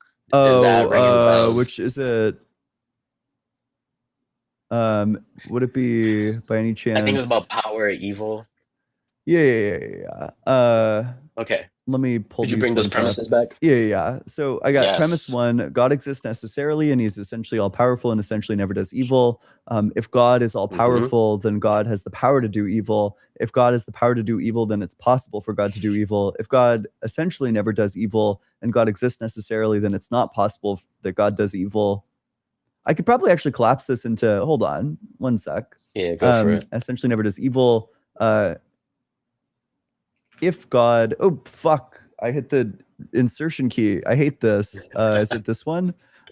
If God exists necessarily and he's essentially all powerful, never does evil, then it is not possible for God to do evil, and God has the power to do evil.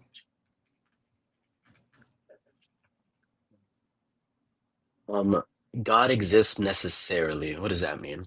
Which means that he must exist, that there's no way, if he exists at all, he must exist. There's no possible way the world could be such that he doesn't exist. It's not possible that he okay. doesn't exist. And it's essentially all powerful. Oh, he must be all powerful. Is that what Yep. that means? Yep. Okay. Must be all powerful. I must never do evil. Okay.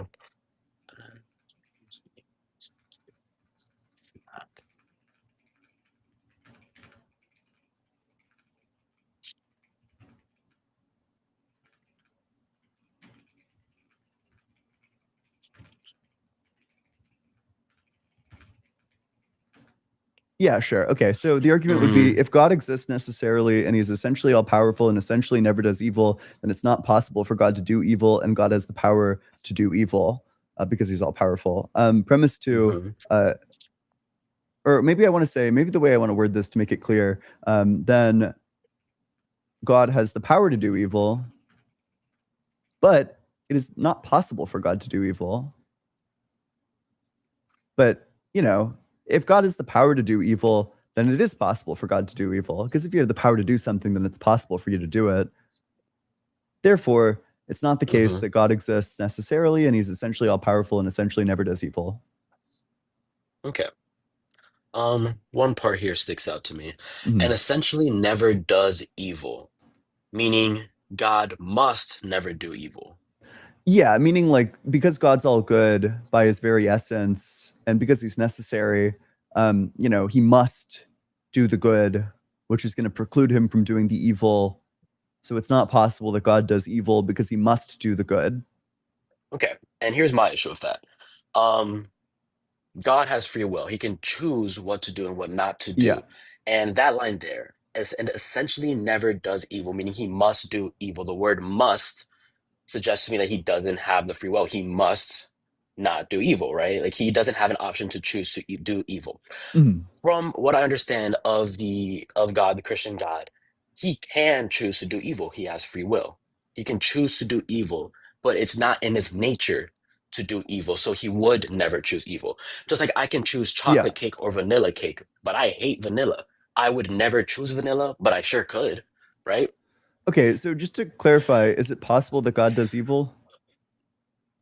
Yes, he could do evil. Yes, Yeah, okay, omnipotent, all things. sure. So in this possible world where God does evil, would he still be all good? That world doesn't exist because if he were to do evil, he'd be violating his own nature. His nature is all good. It kind of sounds like you're telling me that it's actually impossible. It does, doesn't it? Okay. Hmm. For something, an alternate world in which I chose that thing has to exist for it to be possible for me to have chosen that. Yeah, there needs to be like a possible world where you do it. And If based it's on what I just said, there's no alternate world in which God chooses to do evil. yeah, Therefore, he doesn't have the power to do evil, which means he's not omnipotent. yeah. Okay. Okay. Let me screenshot that.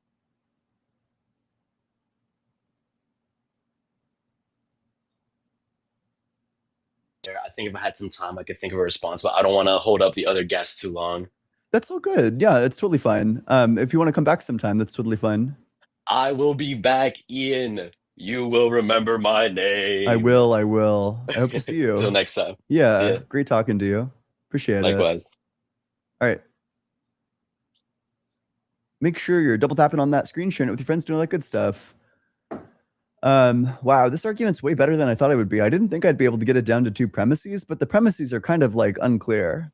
If God exists necessarily and he's all powerful and all good, maybe that's the word. I got to break it down into like children words. You know, if God exists necessarily and he's all powerful and he never does evil, then God has the power to do evil, but it's not possible that he does. But if God has the power to do evil, then it is possible for him to do it. So, well, I think that probably works. All right, let's go to the very next guest. Hi, how are you? Hey, doing well. How old are you? I am 34. Sure. Yeah, what religion? I am, so yeah, this might be a little bit different than what you're used to. I am a member of the Church of Jesus Christ of Latter-day Saints. Sure. So I know some other Christians don't view me as Christian out there, but I believe in the Bible and I believe in Jesus Christ. So Mhm. Yeah, what makes you think that God exists? So I mean, I've had a lot of personal experiences that signify to me that God exists. I'm not sure if you're like super familiar with my religion and like how we differ from like um, traditional creedal Christianity and things like that. Very vaguely. Okay. Basically, the only difference that I'm aware of is you hold a different view about the Trinity, and then you hold. It's not that no Christians hold this view, but it's that um, you disproportionately hold a different view of the afterlife, where it kind of seems like you think that, or like a lot of Mormons tell me that. Oh, I'm sorry, I don't know if you. Oh, it's fine. I don't Okay, care. sure. A lot of Mormons tell me that um, like everyone goes to heaven, which there are some other Or like Christians. universalist. Yeah, exactly. Um, Um, which yeah, isn't I've like heard that unheard argument. of, but yeah. I've heard that argument a lot. And I guess, we kind of are a little more universalist, but like, can I ask you a quick question? Sure, go for it. What was your background? Like, were you always atheist? Did you become atheist? Oh, I was a Protestant, broadly speaking, and then one of my friends gave me like a logical argument to think that God doesn't exist. So then I changed my mind when I was like 13. I Okay, don't think I'd ever say that I was like super deep into the religion or anything like that. right. Okay. So, and do you believe that there is like good and bad in the world, like even though you don't Yeah, believe in God? yeah. Okay, so you're not like a relativist, right? Like, No, I'm not. no. Okay, But just checking. yeah, like what I was telling the other guest is that I'm not sure that God existing could change that. Um, I think that the problem that you run into is that it's not clear to me. So in order to have like objective ethics, everyone would need some sort of reason to follow these objective ethics. And it's not clear to me that God saying, do this, don't do that is reason Hmm. giving. Because I think that a person can coherently just not care about that. What if Yeah. I don't care that God says that I should go on like a Mormon mission? Like, I don't Hmm. know. Do I have a reason to do it? It doesn't seem like it. No, I totally get that. I think like in our theology, we believe that everyone needs to like come to God. The Bible asks us to seek him out and I do think that life is such that eventually people are going to search. They might not always find it, but hard times happen. People are searching for why am I here? What am I doing? Um, where did I even come from? Did I even come from anything? Um, and I do think that my religion, the Church of Jesus Christ of Latter-day Saints, has a lot more logical answers than, like say Credo Christianity Mm, has. Like we don't believe in creation ex nihilo. We believe that God organized the earth mm, from existing matter. We believe that we are all eternal beings, not just God. Like we lived with him before we came to this life. And we chose this life. We chose to come here. We chose to forget him. We call that the veil. We went through the veil of forgetfulness to be tested, essentially, mm. here on earth to see if, without knowing him, if we would return to him, essentially.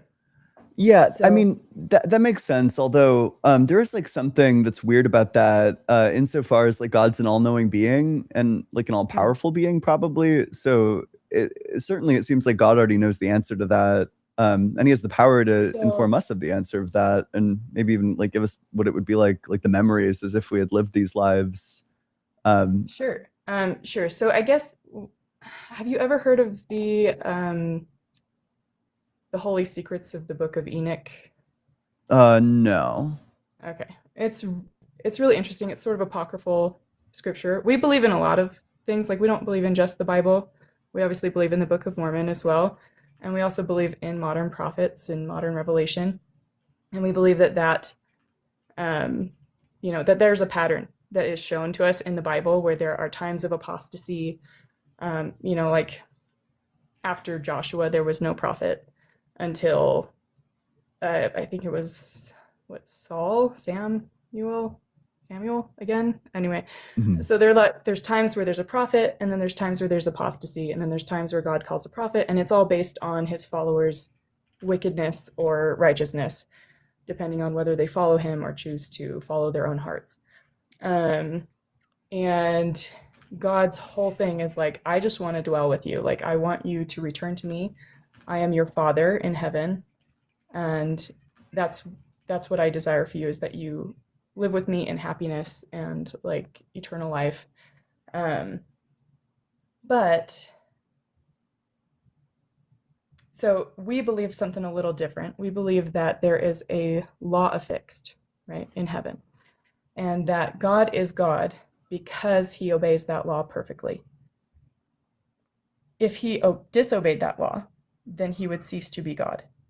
Oh, are you speaking of like the last problem that I was talking about with the last guest? Yeah, well, yeah, I think they were addressing that a little bit. Sure. I guess like for So, the audience's sake. mhm. So the argument something like this: if God exists necessarily and he's essentially all powerful and essentially never does evil, then God has the power to do evil, but it's not possible for God to do evil. Right. Premise two: if God has the power to do evil, then it is possible for God to do evil. Thus, it can't be the case God exists necessarily and he's essentially all powerful and essentially never does evil. Yeah. Right. So we believe that like the reason God is because he obeyed these laws perfectly, and he obtained our trust. Mhm. He obtained the trust of all the what we call intelligences, which would include everything. We believe that everything has an intelligence. Plants, animals, even inanimate objects have a sort of essence or intelligence to them, That's because they unintuitive. obey him. Huh? That's kind of unintuitive. If you think like Yeah. rocks have intelligence, that seems Well, like in the Bible, it says that the rocks rejoiced.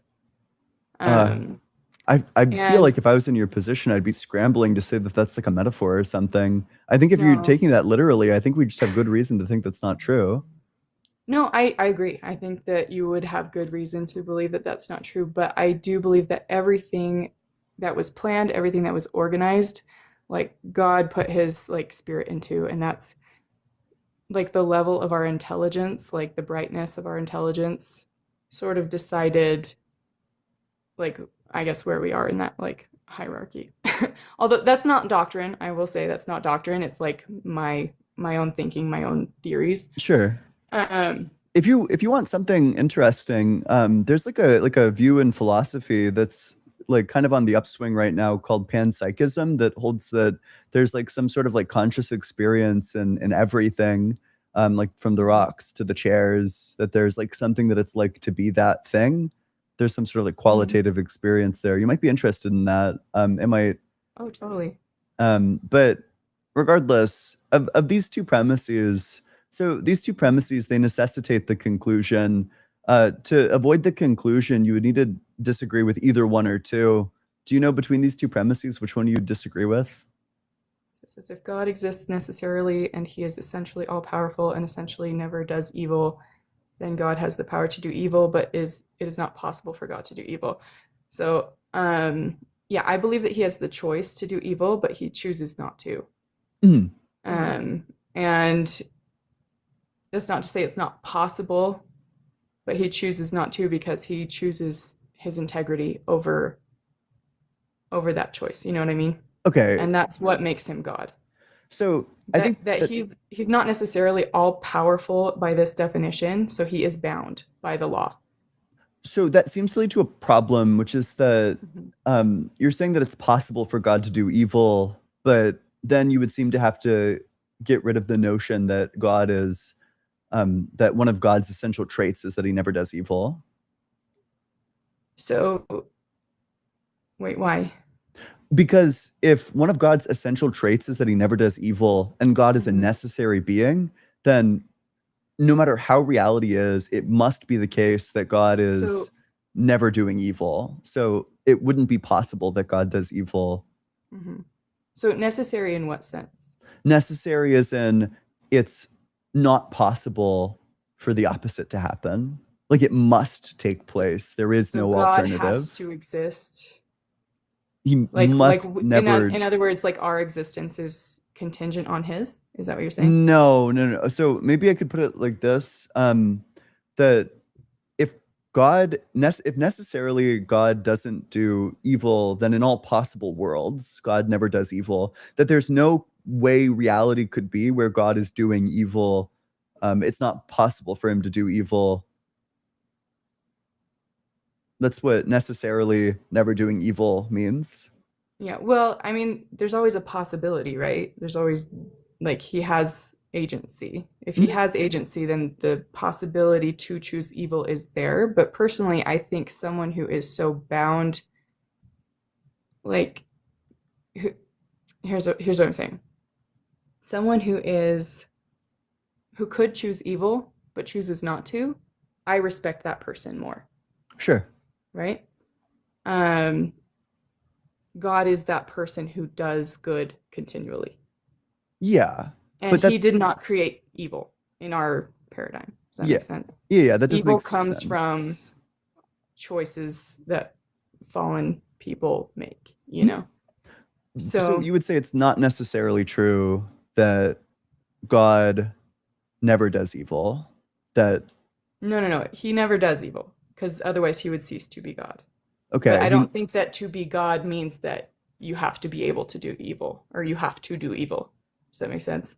so So- we have like a bit of a contradiction, which is that you're saying like he never does evil and it's possible that he does evil. Yeah, it's a possibility because like everyone can make choices, right? It's necessarily not going to happen, but it's possible that it happens. Right. There's always a possibility. It is unfortunately just a direct contradiction. How? So what it means for something to be necessary is that the opposite is impossible, that anything different isn't even a possibility. So if necessarily God doesn't do evil, but it's possible that God does evil, well, what it means for necessarily so God the doesn't do evil is law- that it's not possible that he does it. So the law is like the fact that he obeys this law that's outside of him. He is not the law, but he obeys the law. Does that make sense?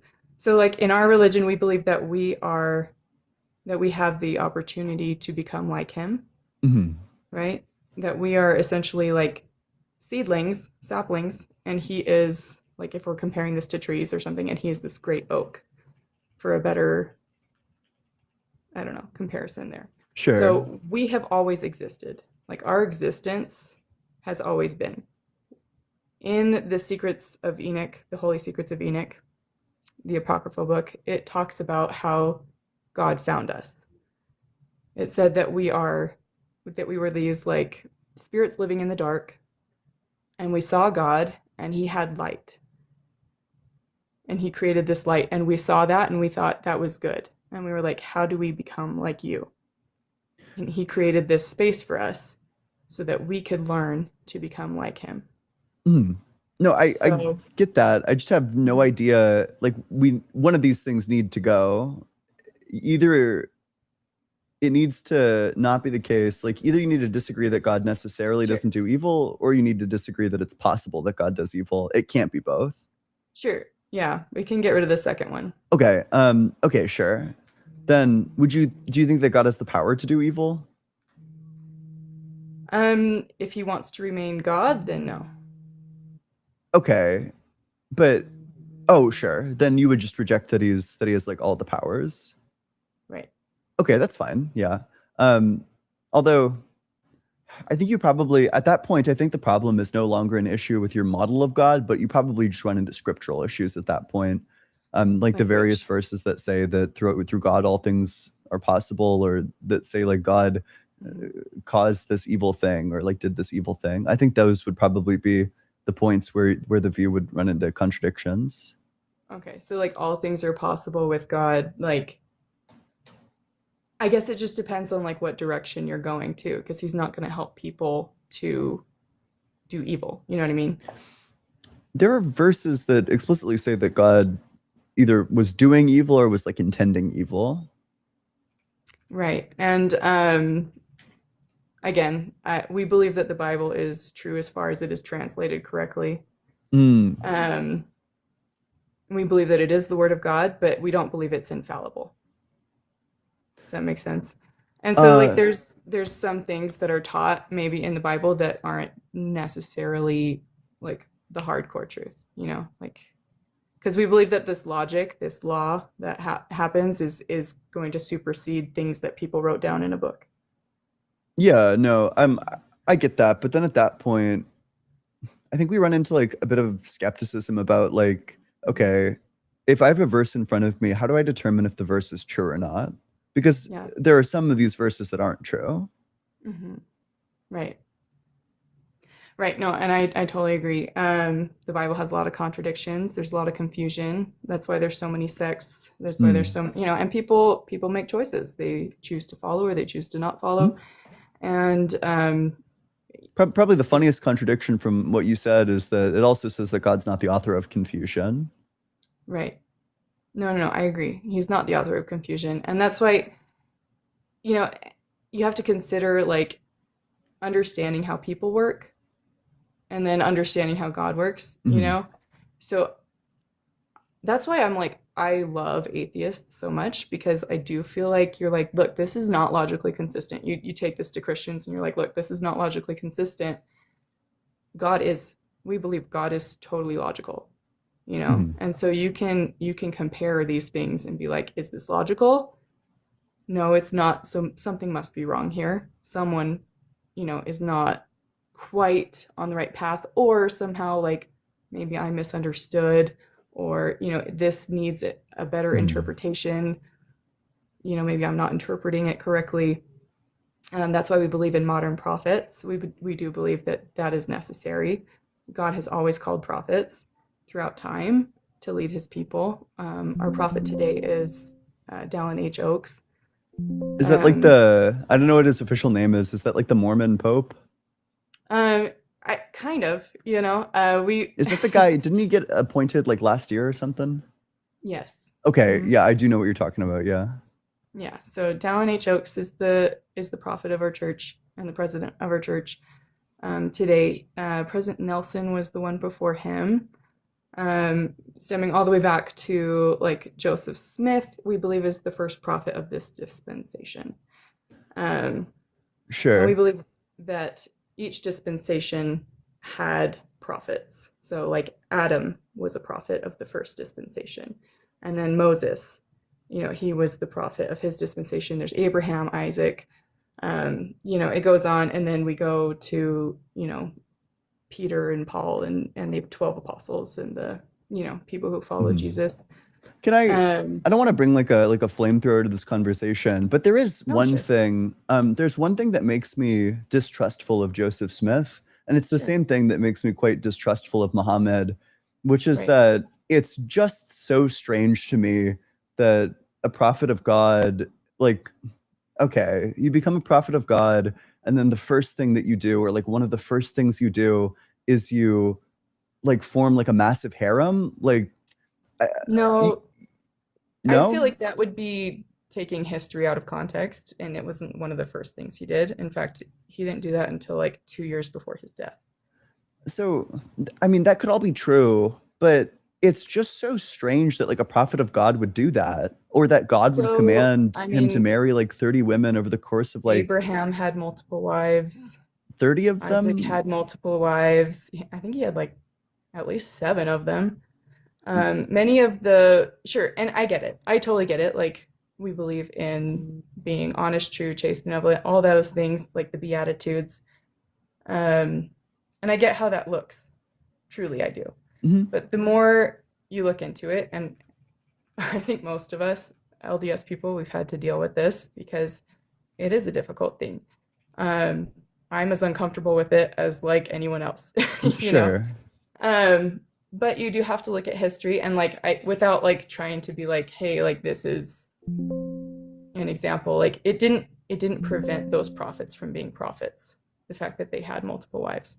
So if we're being consistent, like why would having multiple wives make him not a prophet? You know what I'm saying? There's this fact is like very striking to me, which is that there's a 14-month span where he marries 30 women between May 1842 to July 1843. He marries 30 women. That's like Mhm. unthinkable. That's so Okay. many. Can I It's offer not some yeah, go for it. like history to that? Yeah. So, and this is like coming from like, I mean, there's like the side of like, obviously he was obsessed with having sex with women, you know, Sure. which is like the opposition side. And our side is he was a reluctant participant in this.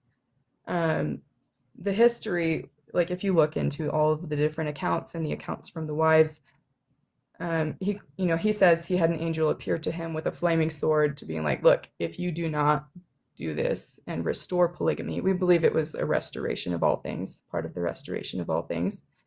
If you do not do this, then like I'm going to give this position to someone else and I will kill you, essentially. Wait, the angel came down and said, "You need to sleep with.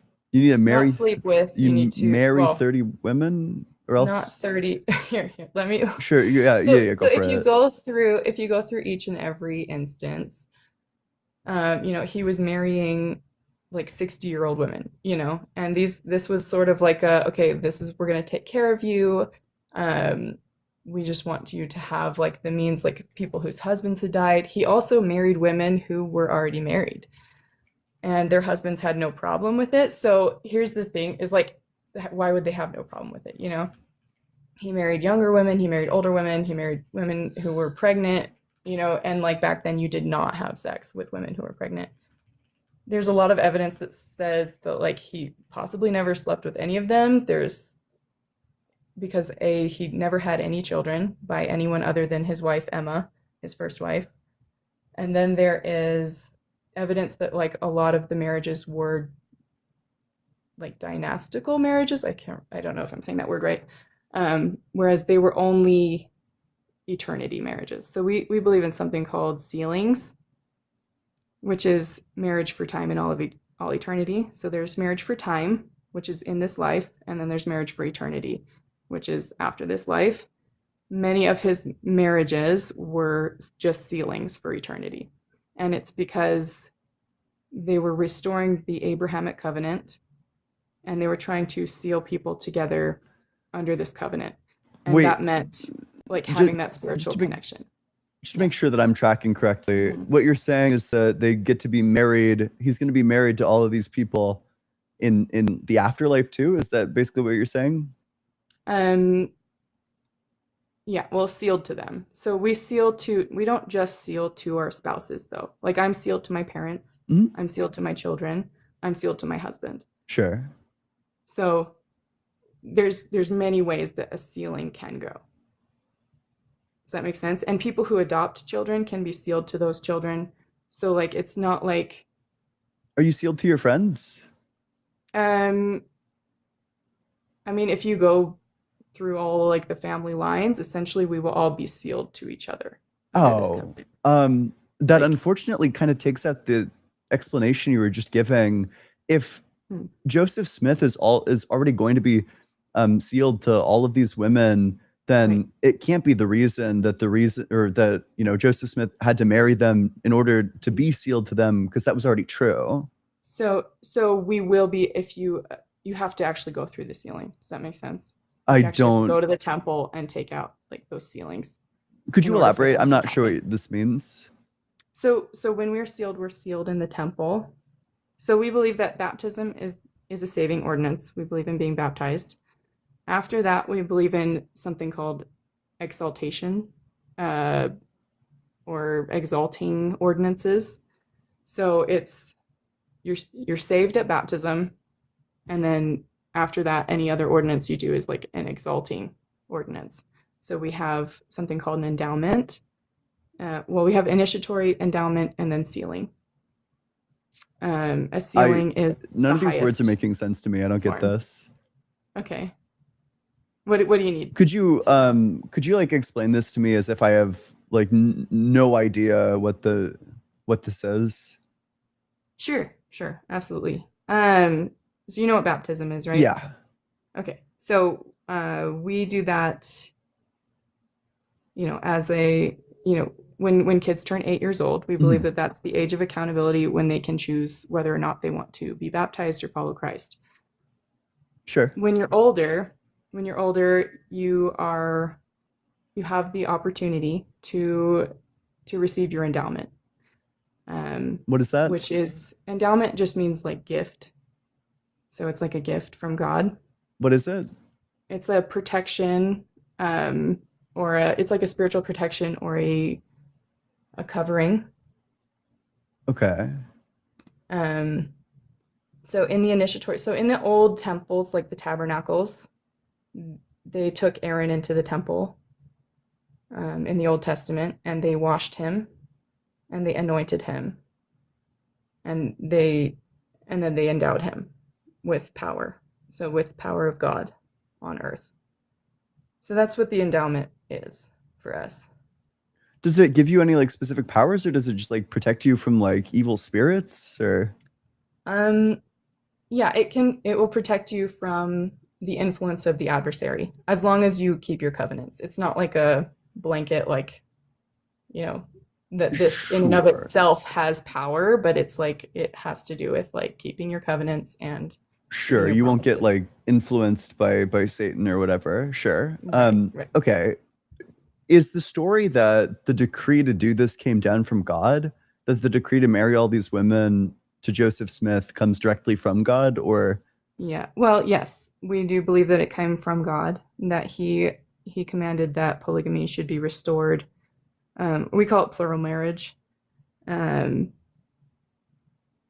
And we believe that it came from when he was asking questions about Abraham, because he was like, why does this man have multiple wives? Like, this is crazy. Like, this is not right. He's coming from a Protestant background himself, and obviously that was looked down upon at the time. And so to do that, he was like incredibly reluctant. His wife didn't want him to do it. He didn't want to do it. And then he finally decided to try, and he sort of kind of wanted to keep it a secret. And I feel like that's understandable, because it's like, how do I introduce this practice that like is totally like considered to be outdated, considered to be like wrong by so many Protestants that, the United States was essentially made up of at the time. And he I don't know, I guess it's like, how do you receive revelation as an individual, and then how do you work around it? A lot of it, from what we can see, is that marrying or sealing himself to these women was it was like it was both a test, but it was also a restoration of all things. And like, I could go on, but I mean, yeah, I definitely have it's questions. Is yeah. there more to the sealing other than just like the protection against influence by Satan? Couldn't they have just gotten that anyway? So the sealing is all about the Abrahamic covenant, which covenant was that he would have children as many as the sands of the sea, right? And as the stars of the sky, and he would basically be with them all in the afterlife. But okay, Joseph Smith only has children with his wife, so that doesn't Right. explain it. No, and that's part of. So yeah, we think that he was working on like figuring out how that was supposed to be done, because the way revelation like works, some people receive it really well, and if you're receptive, then you receive it better, and if you're not receptive, then it's harder to receive. And so we believe that he was maybe trying to work around this because he was uncomfortable with it. I mean, So yeah, he was marrying women who were already married, so that they could have children with their spouse, and then he could have do the children thing that way. And then God was like, no, that's not it. And then he was like, okay, but these women continued to live with their husbands and never actually slept with him. And then finally Emma gave her consent. So his wife Emma gave her consent that was like, okay, you can actually marry other women. And then after that, he married more women, and actually like a real marriage, but then he was killed. So there just like wasn't time to have kids. Yeah, there's like a couple of things that are like weird loose ends. So the way that I see it, there's like kind of like two competing hypotheses.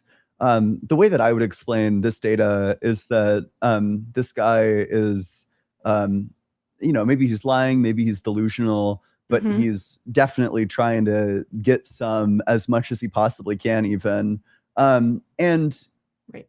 I think that explains like basically all of the data that explains why he had so many. That's kind of a strange, right? Like honestly, like if it was for like a very specific reason, for like ceremonial purposes, you would expect him to marry like one additional wife and then get it all sorted out with one additional wife before marrying like 30 others. Like I probably don't, Yeah. I don't even know if I'd say that I have like 30 friends. Like it's so many people. So he doesn't just marry one, he marries like 30 of them. And you can say that he's like reluctant to have sex with these people, but I don't know, that just seems really implausible. Well, I mean, there's lots of records that show, like, especially like the young ones, like they were living with their parents and they were always chaperoned when they were around him. They never had a chance to, he never slept with them. Back then it was taboo to sleep with pregnant women. He married a lot of like already pregnant women because he knew that that was taboo. He knew like, okay, maybe my name will be safe if I marry pregnant women because they know I'm not sleeping with these pregnant women, and then God was like, no, you're doing it wrong. You're doing it wrong. You're doing it wrong. And he's like, okay, if you don't do it right, I will kill you, like, because you are not doing this correctly. And that's when he started doing it correctly. But by that time, that's when he was taken to Carthage jail and was murdered there. So wait, what age do you need to get sealed? Like, what do you mean? You said that you get like the first thing when you're 8, and then you get like an adult thing.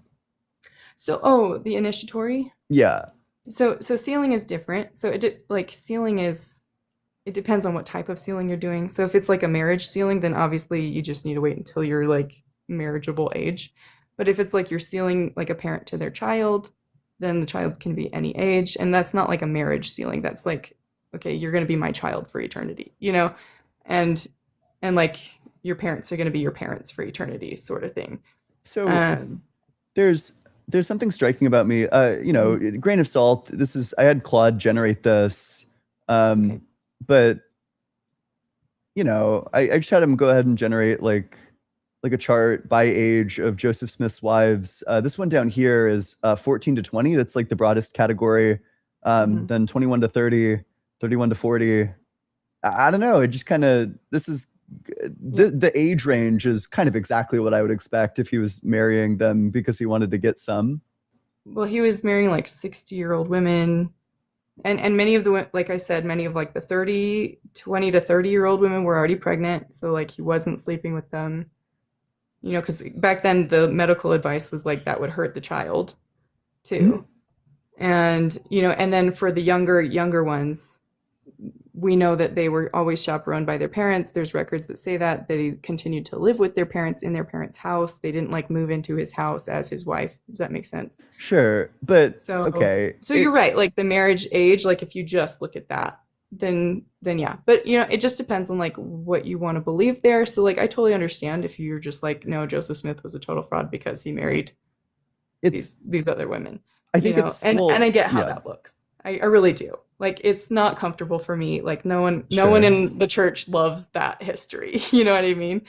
Yeah. It's like one of a couple of, I think that there's like I don't know. I'm met with competing narratives. There are like some things that favor Mormonism. There are some things that detract from Mormonism. This is like definitely something that strikes me as like a reason to think that it's false. I also have like, but if your older prophets also married multiple women and had many children by multiple women, all of Israel is made up of, the different wives who had children with Abraham, But he only has like Joseph Smith only has children with one of them. And I mean, if Right, God in because his omniscience knows that he's going to die and that in fact he's not going to be able to have children with people other than his wife, or right. maybe God could have came down and gave like some revelation to his wife. It just seems like Yeah. there's a million alternatives Well, that I mean, could have you have to had be him open avoiding to it. this. You can't force, like, that's the thing, is we don't believe God forces revelation on people. They have to seek it out. Mhm. So Also, if I his would wife is like, "No, I hate this. I'm not going to seek revelation on this. I will never listen to you," then Mhm. it's that's that, Like, you can't force her to change her mind on that. um there's probably like one last thing I want to say on this specific topic, Mhm. and then we can talk about something else if you want. But I mean, one thing that's striking is that one of these people is a child, like 14. Um, Which one? What's her name? Helen Mar Kimball. Okay, yeah. Yeah, that's the one that I'm talking about. She never left her parents' house. And and many people actually, so the guy who gave the account on that, she would have actually been 16 because the house they got married in wasn't built until 2 years later. So the guy who gave the account on that, his memory was notoriously bad. And this is like a recent discovery that they discovered that the house where it was recorded that they were married in, that wasn't built until 2 years later. She would have been 16. I know it's a minor detail. She's still 16. But again, that was her dad's idea. He came to Joseph Smith and was like, "Hey, I want to be sealed to like Joseph Smith's family for all eternity. So seal yourself to my daughter." It was a dynastic sealing. So they didn't live together as husband and wife. Does that make sense? That does make sense, but it also seems, one sec, let me do like the math here really quick. So they got married in the spring of 1843. She was born in 1828, in August. No,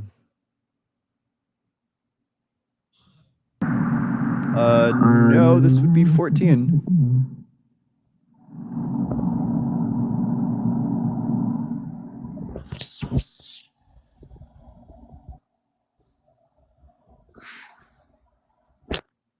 Oh, hello, can you hear? Yes. Sorry, was there a question? No, I was just doing the math. For This is like, I think that there's like a bit more grace that's given to people who lived like 1,000 years ago or like thousands of years ago. But Right. it kind of just seems like we have her birthday and we have the date that they got married. And it that just date comes from a man who had the bad memory, right? oh sure, So that's what you're saying. right. Yeah. So that original date, like this discovery of when the house was built that they were married in wasn't discovered until recently. So I think they're still updating stuff. But yeah, that house wasn't built until 2 years later, so they couldn't have been married before then. Does that make sense? Are you speaking of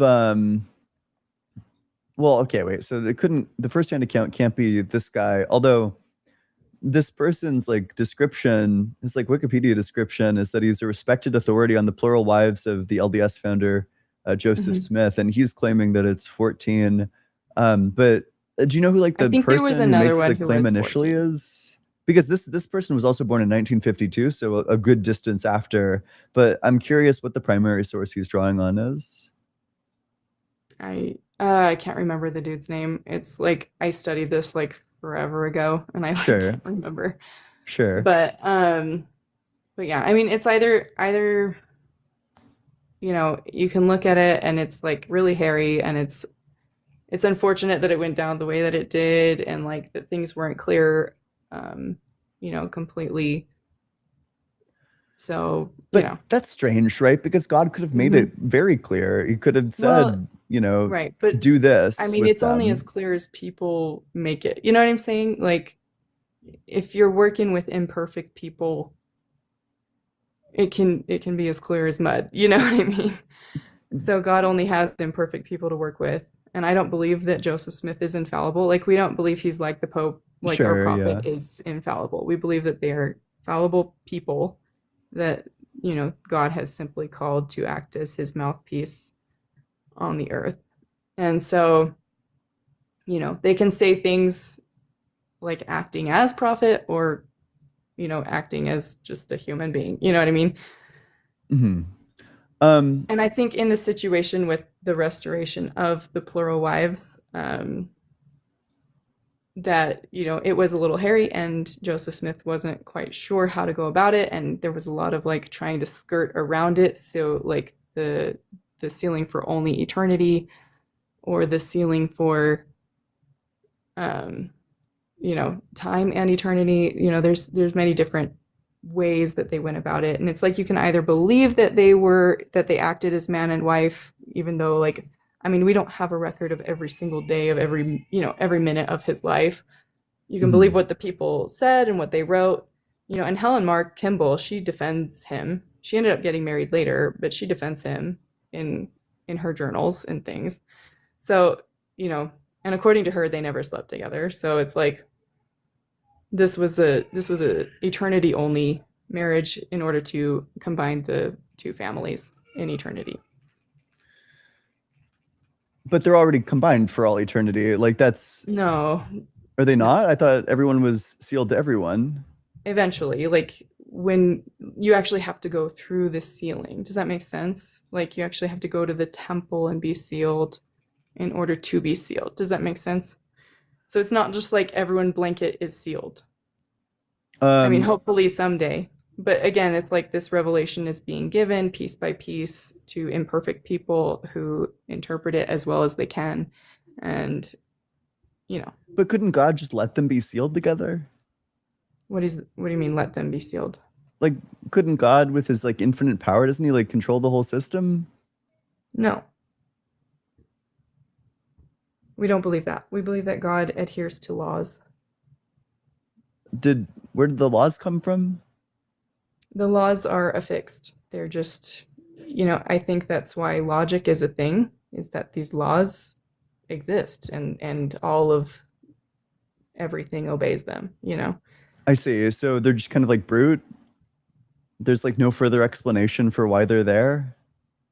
These are Well, I think that they're there so that we can, you know, we can either follow in God's footsteps and like follow him, become like him, or not, you know. And it's all based on our choices. these are very particular laws. I also think that, I mean, if I wanted to strengthen like the atheist case against this, or like the naturalistic explanation, I could probably add to it that it's very strange that these laws exist that just so happen to necessitate that he needs to marry like 30 women or something. Yeah, so I don't know the reasons for everything. I don't know, you know, I think some of it may have been a mistake, you know, some of the marriages may have been a mistake. I don't know that, you know, because especially, you know, marrying the pregnant women who are already married, like I think that was probably not the right way to do it. The sealing for eternity, I have no clue, like if that was the correct way to do that. But at the time, the sealings were being restored, and there was a little bit of trial and error there going on. So, So I think that this, to me, this strikes me as like a really good piece of evidence against Mormonism. And I don't know, like that explanation just come? makes like way more sense to me than, but in order to counterbalance that, there would need to be like, you know, maybe if there's like some incredible piece of evidence in favor of Mormonism that would be able to counterbalance that. But I don't know, do you know of any pieces of evidence like that that could possibly like counterbalance a thing like that? So the Book of Mormon is the fruit of Joseph Smith. We believe that he translated it by power of God, and that if you read the Book of Mormon, you will come closer to Jesus Christ, and by abiding by its precepts, you'll come closer to Jesus Christ than by obeying the precepts of any other book. So if you discover that to be true, like we tell you to test it. You're like, go take it to God, you know, test what it says, see if it happens. Okay, so you're just saying like you can know it by like doing it, or?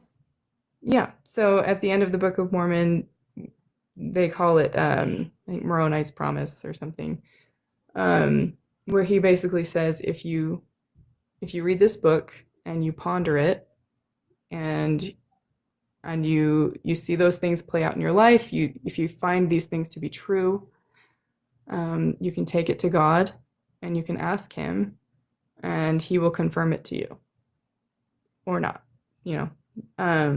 And that you can have that experience for yourself, you know. Even in the Bible it says, like, if any of you lack wisdom, let him ask of God, that giveth to all men liberally and upbraideth not, which means he's not going to put you down for asking a question. So then It's literally through here's prayer and seeking and studying the word and trying to figure out if, hey, does this match up with real life? so here's the problem, which is that you're asking me to do a thing that would be irrational. So in order to do what you're asking me to do, I would already need to believe in God. If I don't believe in God, I mean, you know, I can't like meaningfully pray to him. You know, it would be like a farce. And Okay, well, I don't see why you couldn't. You know, you could still pray to God even if you didn't believe in him. I You know what I'm could, I saying? would just think that it's fake. I mean, and I've Right, done that in the past, right? Like I've right. prayed to get a response and I didn't get a response. hmm Right, And because you there's, didn't believe, right? I would Yeah, assume and that's so. like what C.S. Lewis says too, is you can perform miracles for someone who's not a believer and they won't believe that it's a miracle, you know what I'm saying? Not really. I think that if somebody performed a They'll just say like, miracle, "Oh, it's a coincidence," or "I saw this vision because I had bad cheese last night," or you know, they'll blame it on something. I mean, I agree with Um, that. For some people, I don't think that's true of the majority of atheists. In fact, I think for the majority of atheists, if there was like God's all knowing, he knows exactly what we need to see to believe in him. Um, he has the power to do this. right. And I think what would be really good um, for someone who doesn't believe in God to do is just to read about him. You know, Mhm. read about him, find out, okay, like this is what this book says. Is it true? And you can test it out for yourself. Do you want these things to be true? Do you want God to exist? In my current state or like overall? Um, in general, like, do you think it would be a good thing for a God to exist? I think that in some sense, if God did exist, the implications for the world overall would be good, insofar as that would imply, assuming God's all good, it would imply that there is like a morally sufficient reason for everything that happens. But you know, that Mhm. train runs in reverse too. That, you know, if there's a morally sufficient reason for everything that happens, well, if I like let a kid drown in a lake, I can do Mhm. so knowing that there's a morally sufficient reason for why this happens and why it's still the best timeline, even though I just let this kid drown. Like why doing that, it was a part of the best timeline. Um, so I don't know, like in some sense, I think so. But then, you know, the sort of commitments just form the basis for like an argument against God's existence in the first Mhm. place. I mean, also, you know, I for sure wouldn't want that to happen, that I'm like an atheist my whole life, that I never get convinced. And then it turns out that God exists and he's like one of the punishment gods and he's going to like torture me forever. Yeah, that would suck. Um, no, and I get that argument a lot where it's like, hey, if he doesn't exist and I worshipped him, then no harm, no foul. But if he does exist and I didn't worship him, oh, you know, that Yeah. sucks in the afterlife. But like, you know, I don't ever, I don't think a good God wants you to act out of fear. I Mhm. think he wants you to act out of love. Mhm. And, you know, I think in order to start to develop that faith, you just need to want it to be true. Oh, I re- I know that sounds cringe. no, Okay. it's not that it's cringe, but the problem isn't that it's like cringy or that it's like, Yeah. the problem for me is that it's like irrational. That No, no, no. I What don't do you think mean? I don't think that you should be forming beliefs based on you like wanting them to be true. I Well, think that what do you form your other beliefs on? evidence. You know, I Right. want it to be true that Okay. cancer doesn't exist, but I don't think Mhm. that gives me a reason to think that it doesn't. Okay. All right. I see what you're saying. Okay. So, okay. So I guess to like even start this, like this desire within your heart, like you have to understand that like, hey, like if it is a possibility out there, would I even want to know? Do you want to Of know? course I would want to know. Yeah, absolutely. Okay. So then what would you do? What would you do to find out? I don't know. I mean, I've done like the basic steps. You know, I've prayed. Mhm. Something that's striking is that I read a lot of philosophy of religion. I've Right. heard basically every argument for God's existence, at least the broad categories of them. You know, I haven't Mhm. heard each particular argument, but like the broad categories of argument, I've heard all of them, and it's like all of them are like really bad. Um, it's like there doesn't even seem to be arguments that are like sort of like kind of good. Mhm. It just seems like they're, I don't know, like thinly veiled like question begging or things like that. So I don't know. I've tried to look through evidence. I've tried to understand it. Um, but I don't know. There just is like an absence of evidence for a claim that is frankly incredible. Um, I mean, and there's some people who would disagree with you because, I mean, how does a 14-year-old farm boy translate a book that was in a completely different language? You know, and that's the thing is like so many things in the Bible, there's no evidence for it that it happened. Like there's no literal evidence that Christ was resurrected. Like we have more evidence of the Book of Mormon, like firsthand eyewitness evidence of the Book of Mormon being real than we have for Christ's resurrection. But I I still for sure believe, agree with that, right? I yeah, think but Mormons I are in a still way better believe that place than Christ was Christians. resurrected, you know? Sure. Um, and I believe that the world is evidence. Like the fact that this earth is here is evidence that Christ and God live. So for me, that's evidence. So For me, it's evidence because there's good. For me, it's evidence because there's people who are seeking something bigger than themselves. So You doesn't know? you said that Joseph translated these when he was 14? Oh, sorry. He didn't translate when he was 14. I think he was like, but he found them when he was 14. So he found the plates. He came back to the Hill Cumorah once a year for 5 years, and then he received the plates finally from the angel. Excuse me. And then he started to translate them after that. But you know I how think he was like 20. Oh. I mean, I think that there's like an easy naturalistic explanation for this then, right? Like you could just say he lied about the plates. He lied about his history going to these places, or I mean, maybe he did go to Well, these places, there's but there's that one, what is it? It's like the reproducible test. The fact that he did it in like 90 days and without any mistakes or any corrections. You have to look into it. I'd love to send it to you. I don't have it off the top of my head, but people are saying that's just completely irreproducible. You know, the Book of Mormon is. how many pages do you The know? way that he did it. It's like I can't remember. I can't remember all the specifics. I'm not being very good at this, but That's okay. It's okay. no, Muhammad did not do the same thing. Sorry for responding to one of the comments. Um, Damn, these and it pictures testifies slap, of Jesus dude. Christ. The whole thing testifies of Jesus Christ and that he came and that he visited America as well.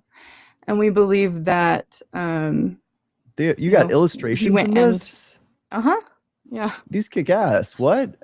Why doesn't the regular Bible have illustrations? This is amazing. I for sure, you know. Yeah, so it starts with a family who they're in Jerusalem, and God tells the father of the family to get out of Jerusalem because it's going to be destroyed. And so they pack up their bags and their camels, and they leave most of their treasures behind. And they start on their journey to what they knew as the Promised Land. And they get 3 days out, and then they're told to go back to obtain a record of their fathers so that they have like the history to bring with them. And then they also get another family to come with them so that they're not like inbreeding, Sure. which is another thing. And then they go to, and this is actually really well documented, and they believe they have found the exact place where they built a boat and sailed off. There's like a land called Bountiful. Anyway, and then there's also several other places like Nahom and things that they have found, archaeologically speaking, as evidence for this book being true, and that Joseph Smith would have had zero knowledge of.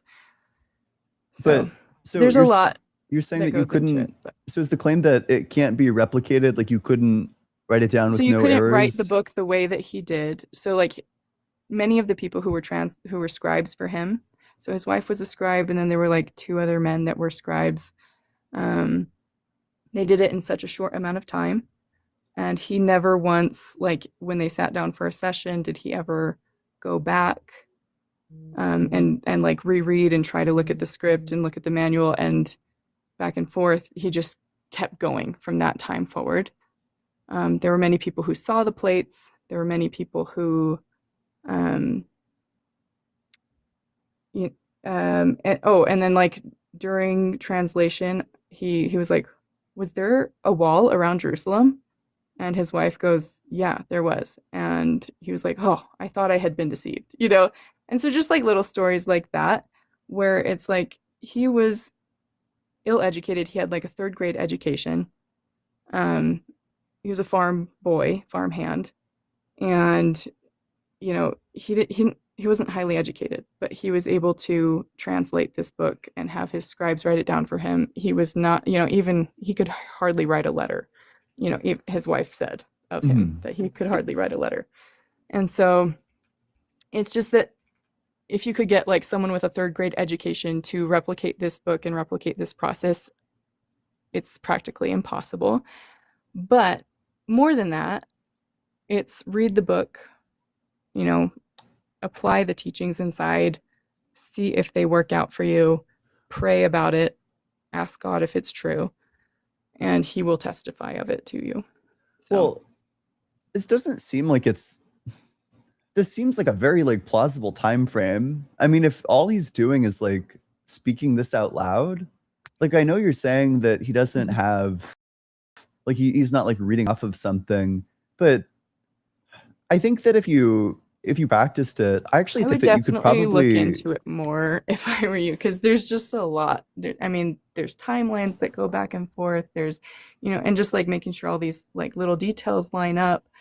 You know, many anachronisms, which people were like, oh, this automatically proves that it's false. But those anachronisms have been like practically destroyed. I think it started out with like, there were like 70 or something anachronisms that people thought were anachronisms, but archaeology, as we have more archaeology come out, that those have been decreasing. Like, I think it's like I think there's like 20% left of the original anachronisms that are still standing. So there's like another claim about Joseph Smith. My understanding is that he sold like scammy crystals before doing this. Are you familiar with that? No, he didn't. He was hired by so his family was pretty like destitute. I think his dad lost a lot of money on a farm because they were unable to produce crops because of some sort of volcanic eruption that anyway. Basically the land was infertile that year and they lost all their money, and so then they were renting and working for other people until, you know, basically their whole lives, I guess. So he was hired out by, I think it's Josiah Stoll, to come and do treasure digging, which was a very common practice back then. They would go and they were treasure hunters, and I guess like at the time, like people in the area, they were like, if you found anything that you would like share it with, you know, our group of people. And back then there was like a lot of belief in like folk magic and things, and you know, he was part of that. He believed in it as a youth, and and I think that anyone can Well, wait. come to So, God. So it's not like so are you saying that like like the disqualifies him. accusation against him is like literally just that he was engaging in treasure hunting? I don't think that's Yeah, so he found the plates. So the plates were the gold plates, and so people felt like he was cutting them out of a deal, right? They were like, "Oh, he found treasure, and he's not sharing with us," and so they got mad, right? so. Th- Okay, But doesn't but he? this book is like God's like, okay, protect this book and like translate it. It's on gold plates, right? And so they want the gold, but he's like, I have to protect this because it's like God's book. You know what I'm saying? Yeah, I get that, but apparently they're called like seer stones. Yeah, the seer stones are. He didn't sell them, if that's what he had a seer stone. Okay. Yeah, but he didn't sell them. And this I haven't looked too deeply into this, but hmm I thought I heard that when he was translating the golden plates, he used the seer stone. hmm Is that true? I don't know. Honestly, there's a lot of like contention on that. So like some accounts say he used a seer stone, some accounts say he didn't. So I don't know. We only know as much as we know. Sure. I mean, if it turned out that he did locate it with like the seer stone, Mhm. would that like lower your credence in it at all? No, Hmm. because Moses uses staff to part the Red Sea. Joseph in Egypt used the divination cup to see, interpret dreams. There's lots of history of like prophets in the past using artifacts or things to help them obtain revelation. But I mean, not to say the obvious, but like seer stones are bullshit. This is fake. Why? I don't know, it's like literal magic. You'd have to believe that he's doing like genuine magic on the level of like looking into like a crystal ball or something. I think that. Have you ever heard of the Ancient Tradition podcast? No. It's pretty incredible. You should look into it. Yeah, It's so good. I can look into Um, it. She talks about how basically all religions stem back to one ancient truth. Like all religions have sort of broken off pieces of what was once this original thing here. And I believe that's even true of like witchcraft, you know.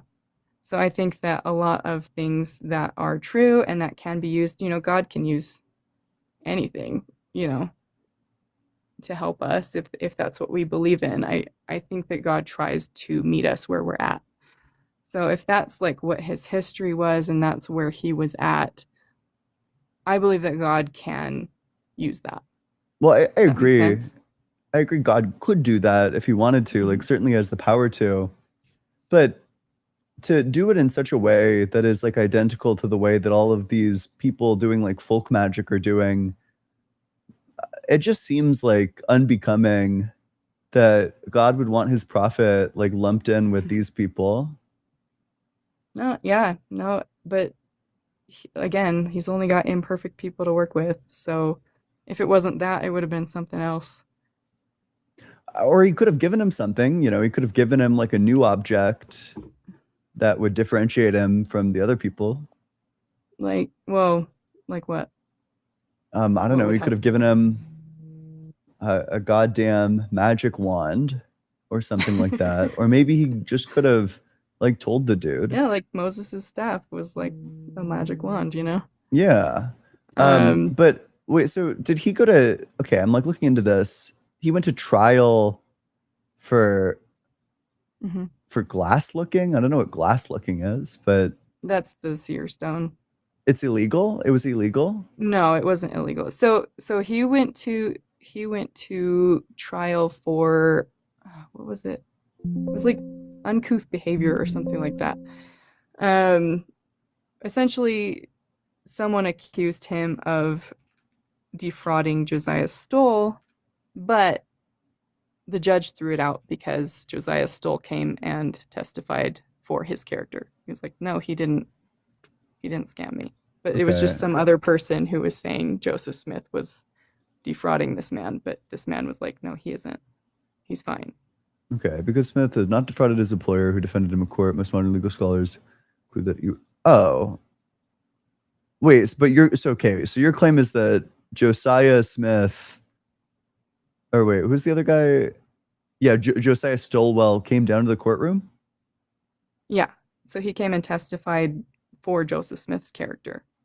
Okay. But these other people were claiming that he defrauded Josiah Stoll. So I don't know how it even went to court, honestly, because Josiah Stoll wasn't the one who brought the charges. It was these other people who were like mad at Joseph for having the claims that he had. You know? Sure. And so Josiah was like, "What are we doing? What are we doing here? He's Oh, fine." I get the allegation. Oh, sure. Yeah. So they're saying that he's taking advantage of Stowell, Yes. which is consistent with Stowell showing up. In fact, some would say that it's like expected that if it's like literally Yeah. like the sunk cost. But he testified for fallacy. Joseph's character. He said that, like, no, Joseph is fine. Like, he didn't defraud me. Yeah, That's yeah, what no, he I said. get that. But I mean, they didn't ever find treasure, did they? No. In a sense, I mean, he kind of did defraud him Why? because they didn't find treasure. There was never any guarantee that they would. Okay, so probably shouldn't be like advertising his stones as like an ability to find the treasure. Well, yeah, I mean, like, probably not. like They suppose that probably you were never were actually able to do that. And I don't think he did. suppose that you were, I don't know. I think that the people believed that they did, and at the time they, he didn't know what to believe, and he was like, well, let's try it. It's just like a Ouija board. Like, you're a kid, you're playing with a Ouija board, you're like, oh, let's see if this works. Like Joseph Smith is a kid. Yeah, no, I get all that. Mhm. But there is like something that's like quite strange to the fact that it doesn't work, like the seer stone doesn't work, and it demonstrably doesn't work because it didn't find the treasure, but then like Mhm. God imbues it with the power to find things, and then it No, does no, work. that's not how he found the book. Or he didn't find with the power to anything ever. translate. Okay, so the Urim and Thummim. Have you ever heard of that? Isn't it? Is it? I looked at the picture on the Wikipedia page. It's like two guys. Is it that? Which you have to show me. Yeah. I'm looking at Urim and Thummim. Two guys. Yeah. So the Urim and Thummim was like a breastplate with like two seer stones in it, right? Or with Sure. the glasses. So yeah, and that's the thing, is like we don't know exactly how he translated it. Like there's some people say that he used the seer stone, some people say that he just put it in a hat and like was looking at it inside the hat. Some people were, so we don't know exactly how he translated it. Does that make sense? Sure. We just know that he did it by the power of God. Sure. So we're not like advertising, oh, he used this seer stone to translate, because like truly all we have is like the accounts of the people who saw him. Yeah. But we don't, I don't know, but they're conflicting, like they contradict each other, even those accounts do. Yeah, I get that. But it just seems so strange to me that, well, I don't know, if it was true that he used the seer stone to translate the plates, it would just be so strange to me that God imbued this thing that is fake with like real power. And we don't know that he did. Yeah. I'm saying if he did, that would be Yeah. super strange. Maybe not. I don't know. Maybe Moses' staff was just a walking staff until he used it to part the Red Sea and turn it into a snake, and It seems like the whole like magical focus is unnecessary if you're God. If you have the power to do anything, it just seems like there's no need for the magical object. you know, from what I've seen, like from the stories of the Bible and the stories of the Book of Mormon, God sort of leaves a lot of like creation and creativity to us. So a lot of the times he says like, how do you want me to talk to you? Why? Right? Why would he do that? Because he wants us to understand him. But doesn't he know what he can say in order to have us, like, I don't know, be understood? I'm not sure he does. I don't know. Otherwise, why would he ask us? I think you're going to run into more scriptural issues with that answer. To say Why? that God doesn't know. That he's not all knowing. Yeah. Well, you know, it depends on what you mean by all knowing. Just Truly. knowing all the true things, all the facts that are true of your current state. Just knowing all of those. And then you run into issues with like predestination because we don't believe in predestination. We're But not like Calvinists. there's like you can probably work your way out of that one. You could say that God's knowledge is like explained, like the fact that God knows you're going to do X, Y, and Z is explained by the fact that you do X, Y, and Z. That's like the way the determination goes. It goes from your action to his knowledge. Well, I think that there's just a lot of leeway with how God speaks to us. And if he knows that we would respond better to a certain way, then he's going to speak to us in that way. I get that, but it sounds like you're saying that he doesn't know what the optimal way to speak to you is. Well, I don't know that that's what I'm saying. Okay, I maybe think I'm that misunderstanding he asks us you. in order to involve us in the process. Okay, but he also like already knows your answer, so even that part seems unnecessary. Why?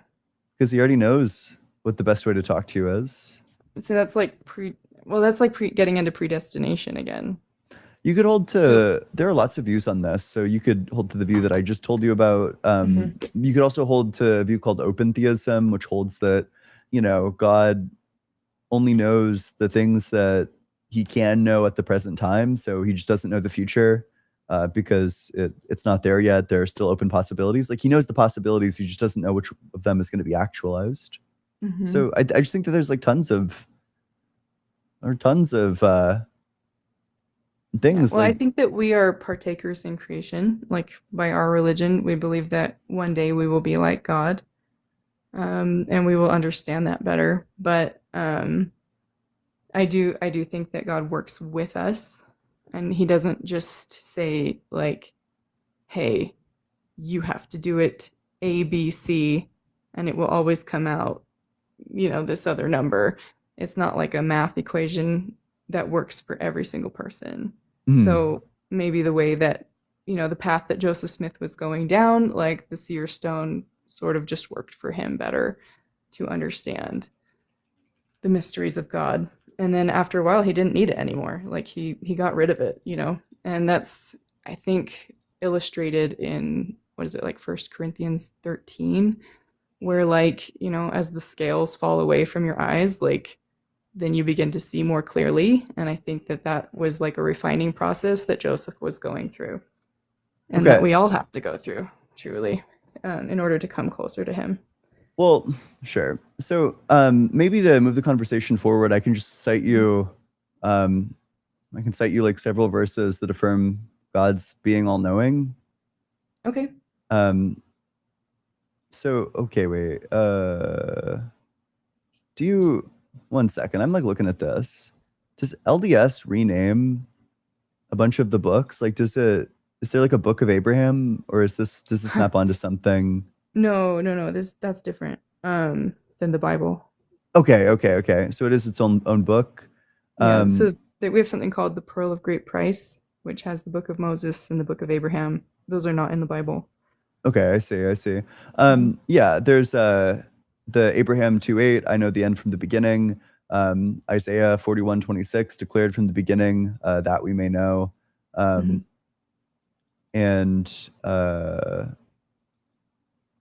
one sec. There's I know there's more from like the direct Bible. I'm looking just at like the Mormon ones as well. And you know, like I believe that God is all knowing, but in what way he is all knowing, like, is debated. I guess, amongst even LDS people. How could it be the case that God doesn't know the best way to communicate with you? Oh no, no. I mean, he does. Like, Oh, well, well, then sorry. I guess I okay. misunderstood. Um, so I do believe he does, but in order to ask you, like, involve you in the process, like, that's a rhetorical device for our own benefit, most likely. Okay. Why? For what reason? Um, I think a lot of times when we ask questions, it can open people's hearts a little more rather than like just dumping on them, you know? So maybe that was the best way to communicate is by asking first. So here's the problem that you run into, which is hmm that this seems like an extremely suboptimal strategy for forming a connection with people. Like, think of it like this. Why? Let's say I'm like Well, a I mean, it's just 14-year-old and one I'm strategy of playing many. let's say I'm like a 14-year-old and I'm playing chess against like a grandmaster, and the hmm grandmaster asks me, what move do you think I should make? And then I tell him the move that I think he should make, and it's like a shitty move because I don't know very much about chess. It just hmm seems like the grandmaster is playing at like a severe disadvantage because they're now like beholden to my requests.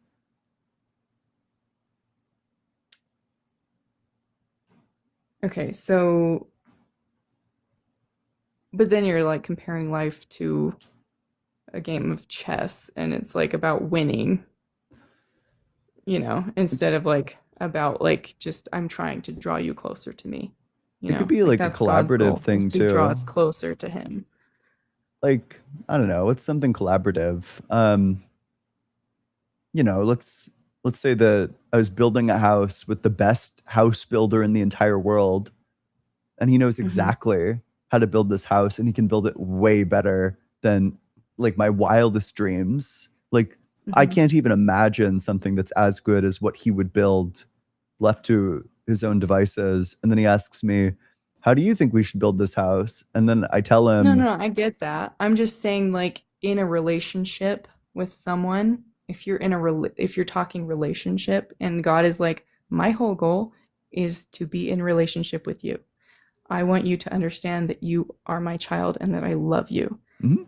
So why wouldn't asking that question to open your heart to me, you know, be the ultimate chess move? You know what I'm saying? Because the relationship is formed through the optimal communication. The relationship Mhm. is going to come about just when But he the engages with you in effect the of optimal asking way. that question opens your heart. Does But that make it sense? limits The God's effect of asking the options. question opens your heart, and therefore you are brought closer to me. And so by asking you that question, doing that rhetorical device, coming to you, like, because he's also very humble, even though he is this all-knowing God, he has humility and he has grace, and so he's coming to us not to like own us. He's not trying to own us and be like, I'm gonna shove all this truth down your gullet. Mhm. He's saying, look, Yeah, how would but you like me to speak to you? you and I would How both would you agree prefer? you and I would both agree that this exact method has led to, like, miscommunications and, like, huge mistakes, and, I don't know, like, I think back to, like, our talk about, like, the polygamy, hmm that you're telling me that for, like, a 3-year span of time, Joseph Smith had no clue what to do with the additional wives because God didn't tell him because Joseph didn't ask, he just had them. It seems like God could have just given Yeah. him, like, very clear instructions, like, "I need you to take these wives for this hmm reason and do this with them." Sure, but what is the purpose? You got to ask yourself, why would God let Joseph Smith flounder like that for a while? How would that be floundering? He has all the Well, because instructions. he doesn't. No, he doesn't. Because he only says like, hey, like you have to practice this so you understand it. And instead of like turning to God and be like, oh, how exactly do I do this? Joseph Smith is like immediately like, no, I don't want to do that. Yeah, but So he he didn't closes off, understand it. right? And so God's whole thing is like, just keep coming back to me, just keep coming back to me. But he doesn't. And then he's acting out of fear.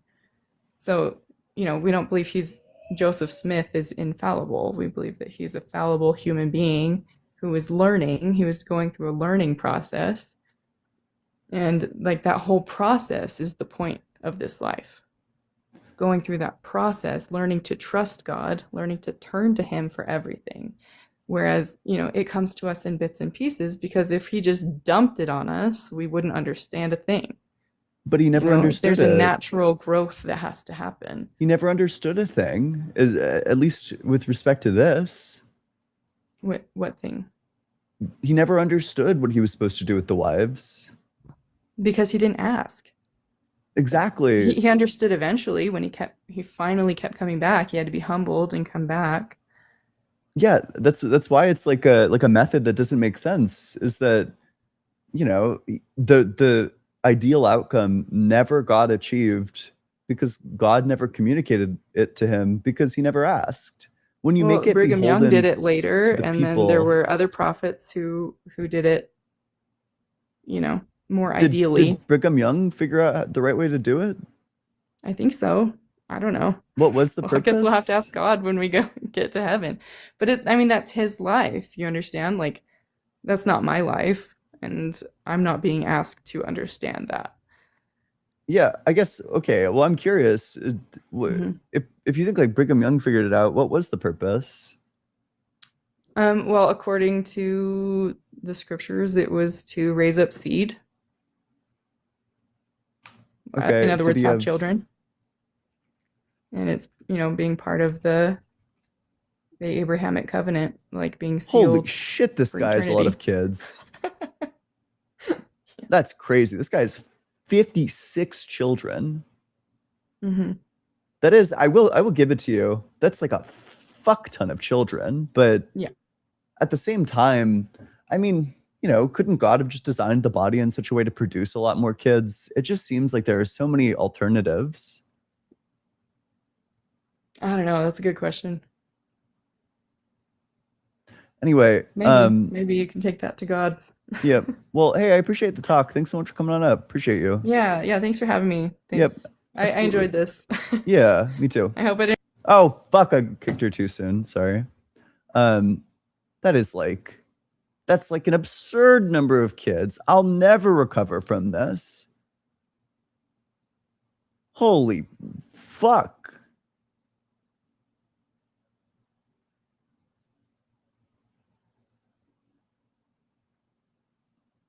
That's like true. That's like almost like an irresponsible number of kids. I think I probably agree with that.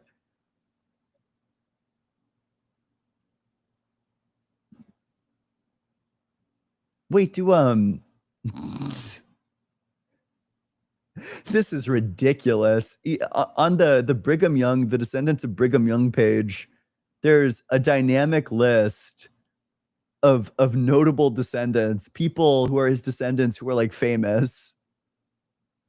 In the same way that they'll have like notable alumni. This guy has notable descendants. Crazy.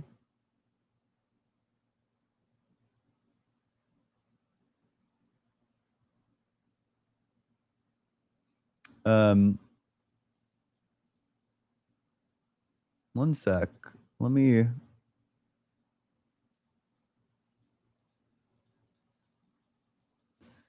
close all my tabs. Yeah, there are probably allegedly Ian viewers. They're indubitably allegedly Ian viewers who are descendants of Brigham Young.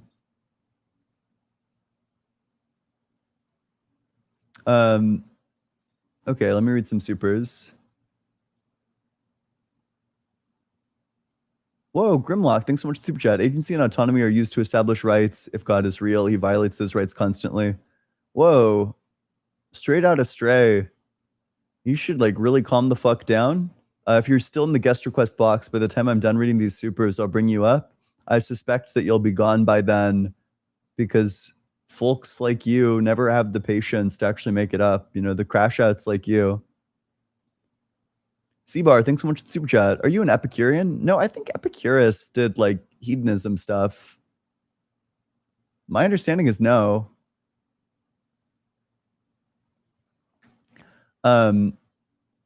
Grimmy, thanks so much for the super chat. Fulfillment is a virtue to look back on. Sufficiency is generally what humans strive for. I think so. That strikes me as like roughly correct. Grimmy, thanks so much for the super chat. All living things have a right to self-preservation, including other animals. I think I agree with that. That seems about right to me.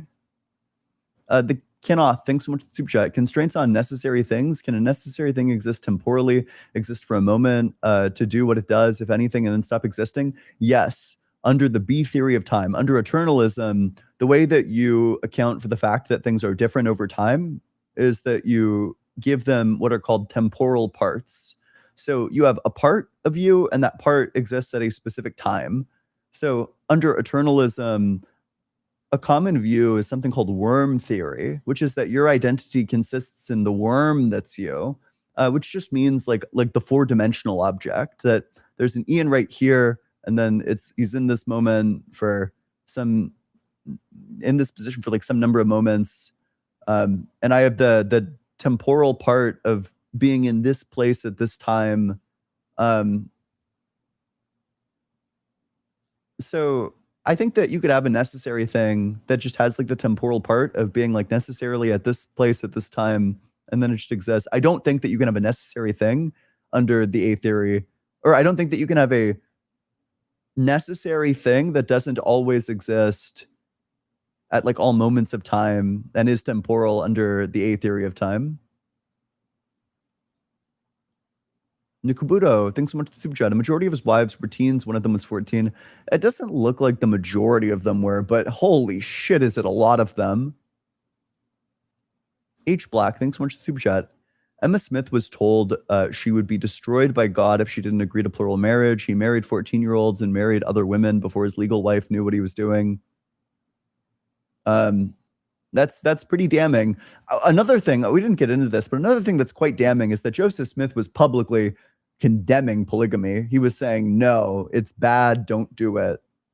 It's kind of damning, in my opinion. Grimmy, thanks so much for the super chat. As an LDS polygamist son, it's a practice that should have stayed in the past. True. Aurelia, thanks so much for the super chat. You should check out Alyssa Grenfell. She's an ex-Mormon who has some insight on Mormons. By the way, my username is pronounced Aulia. Aulia. Okay, I'll keep that in mind. And I appreciate the rec. God Center, thanks so much for the super chat. Mormons must make the best pretzels, the loops, the twist, the backbending effort to excuse. Bravo. What skill? Golf clap. Alex Nero, thanks so much for the super chat. Peter Piper picked a peck of pickled peppers, a peck of pickled peppers. Peter Piper picked a Peter Piper picked a peck of pickled peppers. Where's the peck of pickled peppers Peter Piper picked? There we go. I did it.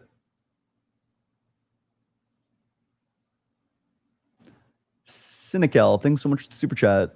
I don't know how many how much a fucking jewel is, but thanks so much for the 2,500 jewels on YouTube. I appreciate that. Eat some shorts. Thanks so much for the super chat. She's right. It's just as much the dad's fault for pimping her out to Joseph Smith.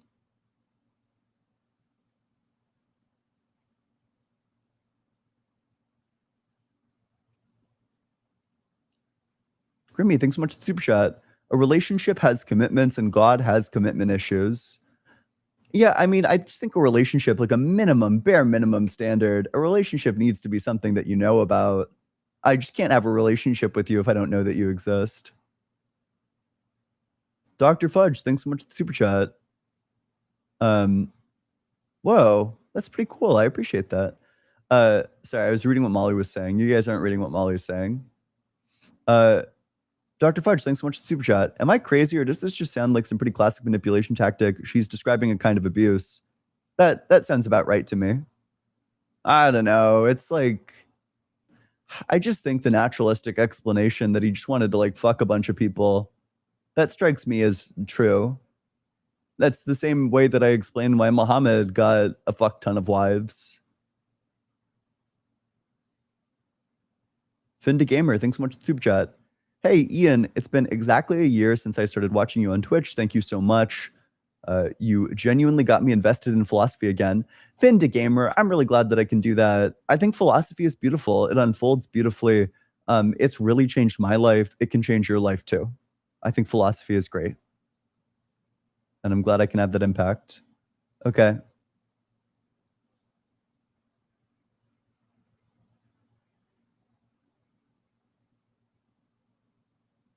Watch him be like 14.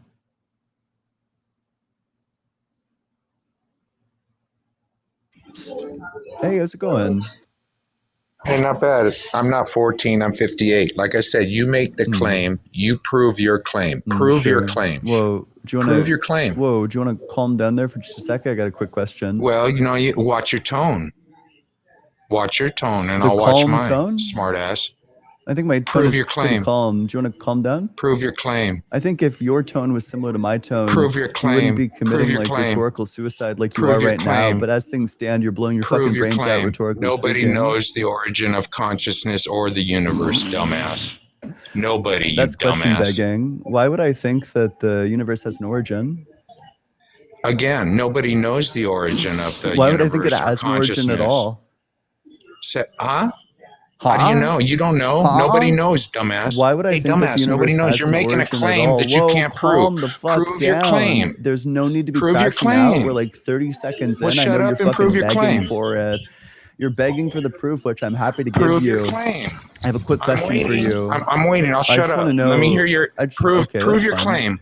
Yep. Prove your Premise claim. 1, either God's eternally creating or not eternally creating. Premise 2, if God's eternally creating, then creation's eternal. Premise 3, if creation's eternal, then God never created. Premise 4, if God began to create, then God You're changes. talking out your Premise ass. 5, You're- if God you're changes talking things in out your time. ass, Premise stupid. 6, if God's in time, Again, then time he's is a not the man-made. creator of time. Time is a man-made Therefore, thing. either way, God didn't create. You're babbling, there you go. dude. You're there you go. babbling. Wait, there's the You're disproof. babbling. Wait, which premise would you reject? You asked for the proof. I gave it to you. Which premise do you reject? Do one at a time. Yeah. Do one at a time, Either and then we'll go through God it. was eternally, I'll help you out. Either God was eternally creating or not eternally creating. Again, nobody knows, stupid. Nobody knows. Do you agree or disagree that either God's eternally creating or not No, do eternally you agree creating? that no? You don't know look if at a the God keys. exists or not. Oh, calm down. Look at the keys. Nobody knows. The You keys. keep It's gonna talking be out your ass. okay. Look at the keys.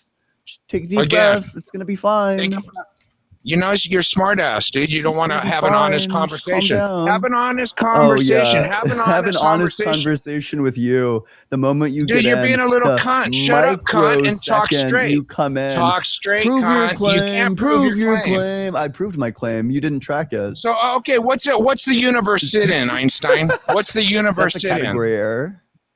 No. So, Yeah, it's a category exactly. error. Exactly. Do you believe in an expanding universe? I do. Yeah. What's the you believe in an expanding universe? Okay, Yeah, we have good dumbass. evidence for Again, that. It's what literally does, observable. No, like hey, you can dumbass. observe. I don't care what you. Whoa, Shut up and let me whoa, finish. Crash out. Calm Shut the up fuck and let me down, soy finish. boy. You're soying the fuck out. Hey, cunt face. You're Shut up. literally Shut up and let me finish a overwhelming me thought. with soy. What's an Just calm down. I what's know, an you know, if infinite I talk universe over you, expand you won't be into? able to hear yourself What think. does an You know, your infinite thoughts universe only come up expand? every Look the now and then. word Whoa, universe this up. is such a bad You look gotcha the too. fucking By word the way, what it universe means up. for the universe to You don't expand even know is the just that the definition of distance universe. between points in space Do gets you wider. know the definition of Brutal. universe, dumbass? Brutal. Yeah, the check it collection out, of all check of it out. the energy in Which way various to the quantum past? fields. In an infinite universe, which way is to the past in an infinite universe, dumbass? You mean like spatial direction? Which way? Which way to the past? You mean like dumbass? spatial direct? Yeah, you in an infinite travel universe, along the world infinite line. universe, dumbass. So you're saying the Big Bang is the beginning of everything? I didn't say that. Did I say that? I don't think I said that. No, but you said that Sure, it's so then expanding. you agree that you're What? straw manning me. Please answer the question. Yeah. What does an infinite universe expand into? And by infinite universe, do you mean spatially or temporally infinite? Do you understand infinite, dumbass, in all directions? Ooh, In sorry, all I don't think that it's directions. infinite in all directions, dumbass. You don't. You're You stupid. don't. You're stupid. You're just like short circuiting, dude. That's so No, you're sad. stupid. No, I think Listen, that it's you keep temporally fucking- infinite. you- I you don't keep think that it's dodging spatially infinite. conversation. You're making it about me. You're You straw keep manning my dodging position. conversation. Well, I'm Again, answering your dumbass, questions quite what's an directly. Just infinite calm down there, universe you crash expand out into? fuck. Holy shit. Give me the definition of Whoa, universe. sorry. I don't think that fuckface. the universe Hey, is asswipe, spatially give me infinite, the and I already definition gave of you the universe. definition of it. But because your Give ears me are the filled with my definition of rhetorical cum universe. shots, you can't hear a damn word. Again, your little pussy that He's just makes it freaking the about fuck me. out. Yeah, wait, do you no, want to you, wait? I you already can't answered the stick to the question. heart of the matter. You're a Yeah. little pussy that makes This it guy's about me. 56, by the way. What Can you does imagine a being fucking 56 and crashing the fuck what out, does an infinite genuinely universe shitting expand all over into? yourself You on a little TikTok bitch. live stream? You little bitch. What does Ooh, an sorry. infinite Do you want to calm universe down? expand into? Whoa, Answer the whoa, fucking question, whoa. dumbass. You sound quite emotional right Define now. universe, We're bitch. getting some Define big feelings. universe, I already bitch. defined You sound universe. four, you fucking retard. You can check Define this one on universe. the Define replay. universe. You know, when this one gets posted to YouTube, you can check Define the universe, definition. I already retard. defined it, moron. Fuck, Define it. stupid fuck. Define You want it. it again? Let's hear it, stupid fuck. I think you're gonna Let's have hear like a it. fucking heart attack, dude. Hey, you fucking retard. I'm let's, concerned let's for hear your blood pressure. definition. Holy shit. This guy's See, you crashing make the it fuck about me out. 'cause you're a God pussy. You can't damn, this answer a guy got straight blown the question. fuck out. You can't you answer got a like straight genuinely question. like You're a rhetorically pussy. fucked. You gotta make it about me. You gotta make it back about to the me. keys. You want the You gotta keys? make it about me, you little Look at the bitch. keys. The Define fucking keys. universe. It's gonna be Define fine. universe. Look Yeah, the a fucking word up, universe is the bitch. collection of fields, including the spatiotemporal and quantum fields, as well as the energy excitations that are within those fields. That's Just the say definition of the everything, universe. dumbass. I'm not going The to. That's universe not is true. That's everything. strictly false. I don't Everything. agree with that. I You're disagree with that. stupid. I You're don't think, for stupid. example, the So you number think the 2 is universe within is the a universe. pizza? Do you What think? does the Wait, do you think the universe number expand 2? Do into, you think the number dumbass? 2 is Hey, in the what universe? does the universe Oh, expand brutal. into, Yeah, I wouldn't want to. dumbass? I wouldn't want to You engage with can't that one answer. either. Holy What's an shit! infinite Wait, this universe guy's expand stamina into, is quite good, dumbass? but unfortunately, my stamina is What way does an better. infinite And universe unfortunately expand for him, into? I'm gonna What get my does the second universe wind. sit Oh, he's in? freaking the fuck out, sewing the fuck No, out. hey, it's Wait, all do you about want? me. Wait, do you want the answer? Do you want the Answer answer? a straight Do question, you want me to? bitch. You're Do you want dodging. the answer? Are you good? What does the universe expand into? I'm worried that you're gonna have like a fucking heart attack. Do you want the answer? Dude, shut up, bitch, and answer the question. That's the sound of my rhetorical dick in fucking- your mouth, dude, by you've the been way. Holy cornered. You're shit. cornered. What does the universe expand into? That's a category error. What does the universe sit in? That's a category error. You said it don't. It's not everything. You said the category universe error. ain't everything. That's so correct. what? Again, dumbass. Oh you're God, contradicting he sounds yourself. like he's. You little Wait, what's the pussy. contradiction? Can I get the P and not P? Yeah, you're contradicting. What is it? What's the contradiction? Okay, I'll tell you right now. That's so funny, Hold dude. on. Fucking spawn killed. Hey, dude, you sound like a bitch. Shut up and let me finish. Oh, you bitch. sound like a bitch. Oh, yeah. Look What's at the your, look, contradiction? you're blushing like a bitch because Yeah, I got you I'm painted blushing into a because I'm corner, thinking about how good dumbass. of content this is What gonna does make. the universe expand into, Wait. You dumbass? said it was gonna give a contradiction. What's the contradiction? You said that the universe is not everything, right? Yeah. It's not everything, right? Yep. Okay, so what's the universe sit in? Wait. then, So, dumbass? what's the No, universe? shut up and answer a question, bitch. Sit in? So you think Answer the contradiction question, is the bitch. universe is not everything, Answer and the what's the question. universe What sit does in? the You think that's a universe sit in? contradiction? Wait, and just to be clear, you do think this is a contradiction? What these two does things? the universe sit It's a in, category dumbass? error. If it ain't everything, Yeah, it's a category if the error. I universe already is answered not this question. all encompassing, I can what answer the does it question sit again. in? If the universe is not all Yeah, it's a category error. encompassing, what does it sit I don't think in, it sits dumbass? in anything that's a category error. No, but you said it's not everything. That's supposing that it has like some further You said spatial the universe location is not where everything. You said the spatial universe is locations not are everything. exhausted. Whoa, what And the you universe said is it's all the spatial expanding. What does- locations. No. What does the universe expand into, dumbass? What it means for the universe to expand is that the distance between 2 points of space is increasing over Hey, time. that doesn't mean the universe is expanding, That stupid. does It mean just that the means universe is shit's moving expanding. apart.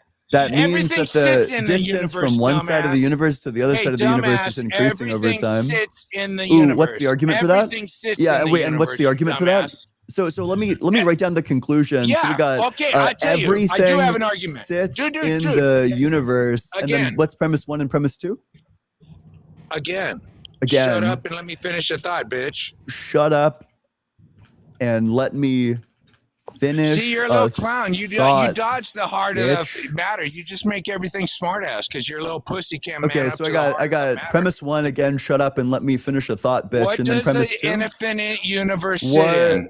What does an infinite universe an sit in, infinite dumbass? universe sit in?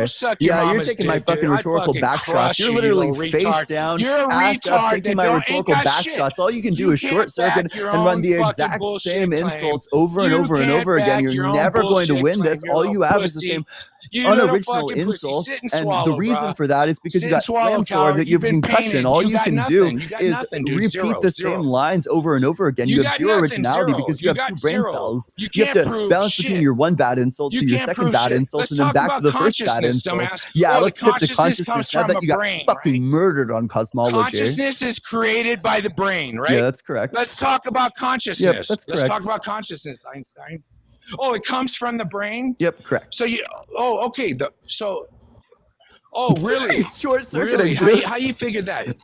Yeah, the fact that when you get brain manages damage to consciousness, various dumbass. different regions, So if you rip that the it fucking reduces your brain out of the head, if consciousness. you rip the brain out of the head, so you don't need life to have consciousness. You don't need life to have consciousness. You probably do. Well, how did consciousness get in a piece of meat? Yeah, How did based on the consciousness neural get in a piece pathways of that meat, this is, dumbass? it evolved to be this way insofar as Dude, this gives us dude, instant that's a access to second grade information. answer. That's a second. You're not going deep enough. That's a shallow If that's answer, a second dude. grade That's a shallow answer, then answer. this is like If I a cut fucking your brain fetal out of your critique. fucking head, if I cut your brain out of your head, is it going to create consciousness? You're probably Does a brain speaking from just- experience. Does a dead brain create consciousness? No, it doesn't. Again, does a dead brain create Nope, consciousness? not unless it has like the neural pathways. No shit. firing. It needs life, dumbass. Yep. Yeah, it needs Dumbass. neural pathways, No obviously. shit. So you're giving a second grade answer, dumbass. you're- Where does consciousness You're giving come a from? fucking fetal Where does critique. consciousness come from? The brain. Already Where answered does this. consciousness come from, the bro? brain. Already answered this. Well, what from Whoa, the whoa, brain? whoa, whoa, Oh, that's really? the sound of my So if a rhetorical dick in dead your mouth, brain- by the way. How come a dead brain don't? How come a dead Because it brain doesn't have don't the neural create signals. consciousness? The brain manages consciousness, Yeah, dumbass. it needs it the manages signals. consciousness. You It's stupid specifically fuck. the signals that's within the The brain. brain That's what I'm talking manages about. consciousness. When I It speak does of the not brain, I'm also create it, speaking of like the dumbass. energy that's in the brain. I don't know if you're aware of fucking that. retard. You're Oh stupid, no, he's dude. crashing the fuck You're out. straight up stupid. Crashing the You're fuck straight out. up I can't stupid, believe dude. that you wanted to give pivot here second-grade to make the answers. single worst critique of physicalism I've give ever heard in my entire second-grade life. answers, dude. And you Oh, gave the non-existent brain critiques. creates Like if consciousness? my No, it answers were manages it. second grade, your critiques were like fucking sperm cells in your dad's balls. Dude, yeah, I know. See, you sound four, dude. You sound four. Mommy And proud, you sound like huh? a You fucking fake- sperm you fake cell it in when your you're dad's white, dude. balls. You That's fake how it when that's you're how white, young you little sound like a cunt. fucking like Your little concept in your pussy, dad's dude. head. Your little pussy can't back Oh, up do you have your like own a claims. wait, do you want to can't go ahead back and up give like a nothing. critique or You can't back up shit, bitch. You what's can't one back question your that words. you asked that I didn't answer? Again, you didn't answer it correctly. Which one? Wait, what's one question that you asked that I didn't answer? That you didn't answer correctly. What's the question? What does an infinite universe expand into? What was my answer? Answer it. What was my answer? You said I didn't answer correctly. What was my answer? You had some fucking weird. Shut up and shut up. I'm trying to He tell says every time he gets his No, fucking what back. was your answer, bitch? What was your answer, Did I bitch? slam you so hard that said you have a it's concussion? You rhetorical. forgot? It's rhetorical. What did you say? It's rhetorical. You backed out of it. You ran from the Oh, answer. You the ran time when I from the told you that I was question. rhetorically fucking you? Again, see, That really dude, bothers you. sound Wait, forward. if that bothers you, I can totally not Dude, say you that. sound I didn't forward. mean You're- to this trigger is you. what I little didn't mean bitches to get under do. your skin. No, no, this is I'm what sorry if little I bitches do upset that you. can't I didn't answer mean to nonsense upset you. question. If you don't want me to No, say you're a that little about you, bitch. I can I'm not totally upset. not I'm say that fine, about you in dude. the You're a future. little You bitch sound a that bit dodges the upset. question. I must have said What something does that an upset infinite you, and I'm universe sorry expand into? that I upset you. What It's does an okay. infinite We can calm universe? down. It's not about It's a me, category bitch. error. I'm fine. What does an category error. infinite universe? What is Ian? The What universe is does not an in infinite- something. It's a category error. No, what's it expand? Oh no, What's it expand? Okay, so if it expands, That's not the even a universe complete is a, what, a question, pizza dumb crust? fuck. No, is the universe a flat pizza crust? What are we Nope. talking? Come on, give me an idea. The universe ain't everything. It just said it was, you dumbass. You I read didn't the say that. fucking definition. Everything the in space definition and said time. it, retard. Everything in space Huh? and time. The definition did not say that. It said Dude, everything in dude, space and time. Time is man-made, dude. Then, Time's by man-made. this logic, you would say that nothing exists. Time's man-made, dude. Then nothing Time's exists man-made. is the critique. Wait, so Everything. I'll pull up this argument. Everything this happens shadows at to the once in an conclusion that infinite nothing universe. exists. I never said nothing exists. Dude, Yes, you you talk did. out Wait, your you said ass. that you said time doesn't exist and that the universe is everything in I space said, and time. I Therefore, didn't say nothing that. exists. I said time is a man-made fucking Wait, measurement. does time exist? Time is a man-made measurement. Does time exist? No, everything happens in an So infinite time universe doesn't at once. exist, but the Oh, universe on is your everything watch, in space and on your time. watch, Therefore, on your nothing watch. exists. Reality don't give a fuck what you think, If feel, nothing or believe. exists, then Dude, you're babbling, dude. out of stray. Dude, you doesn't sound forward. You exist. little pussy that can't Therefore, handle the fucking. Straight. You Do you sound fuck a forward, lot dude. of You can't 4-year-olds? Are handle you true familiar with lots of perspective. 4-year-old pussy? You can't Pedophile? handle true Hey, perspective. pedophile.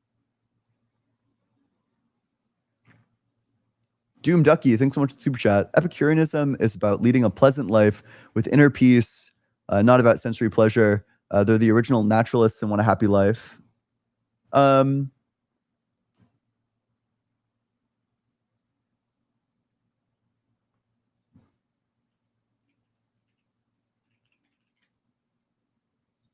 One sec. Let's pull up the SEP article.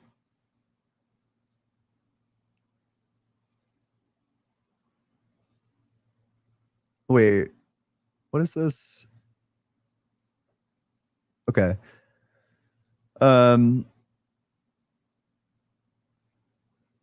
disprove the possibility of soul survival and hence the punishment. You regarded the unacknowledged fear of death and punishment as the primary cause of anxiety among humans. The elimination of fears, corresponding desires would leave people free to pursue the pleasures, both physical and mental, to which they are naturally drawn, and to enjoy the peace of mind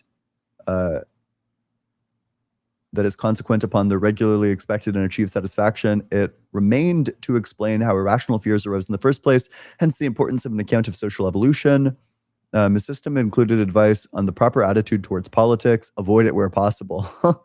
And the gods do not imagine that they concern themselves. He's a materialist and he thinks that there are gods. I love this guy. And the gods do not imagine that they concern themselves about human beings and their behavior. The role of sex, dubious. The role of marriage, also dubious. And friendship, essential. These guys, Epicurus might be the fucking goat, dude. Holy shit.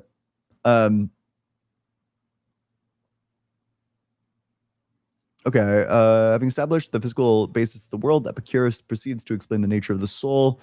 Blah, blah, blah. Blah, blah, blah.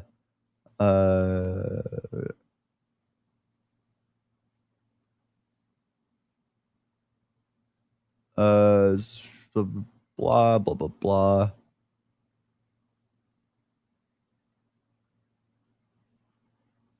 Okay, he's doing some psychologizing. Okay, maybe the section titled The Epicurean Life. An extremely high value on friendship.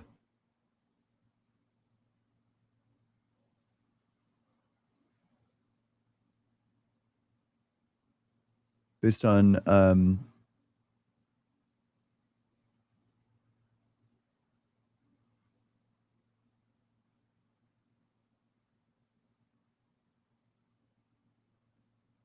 oh, interesting. That's an interesting argument. Epicurus could justify such an attitude by the same prudential calculus that he uses to argue in favor of living justly, only by living in such a way that loyalty to friends is perceived to be consummate value. Will one be able to feel secure in one's friends and thus maximize one's felicity? That's interesting. Sounds like he was a big friend guy. God Sinner, thanks so much for the super chat. Caller might not appreciate the keys, but I enjoyed them. Thank you very much. From Caracal. Absolutely. Robert, thanks so much for the super chat. Appreciate you. Skepticism and Scoundrels, thanks so much for the super chat. This is what happens when theism meets an inoperable brain tumor. Yeah, that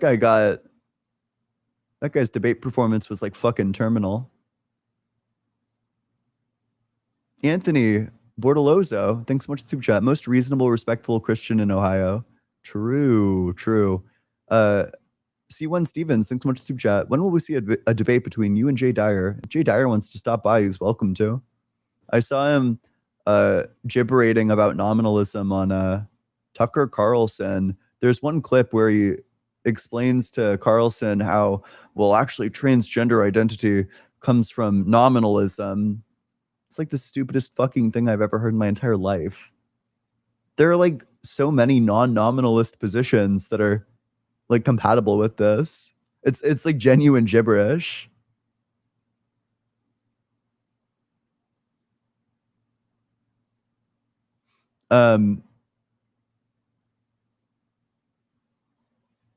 Whoa.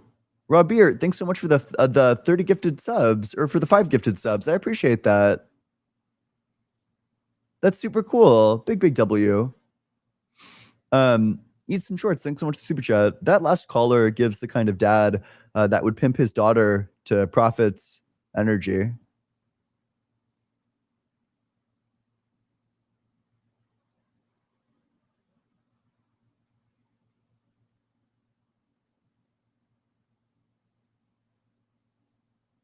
I have no idea what this means. I guess I have no reference for this. Gigglers, thanks so much for the super chat. What's better, waffles or pancakes? Oh gosh. I mean, I think my rational brain wants to say waffles, but my soul wants to say pancakes. Pancakes are just so fucking good. And yeah, the syrup rolls off of them, but I think waffles, a lot of waffles are very they're kind of like rough. They're a bit rough. But they do have like the divots, which is why I think that they're like very like functional. You know what I love? I fucking love like the little pancakes that you can completely soak in syrup. God, they're so good.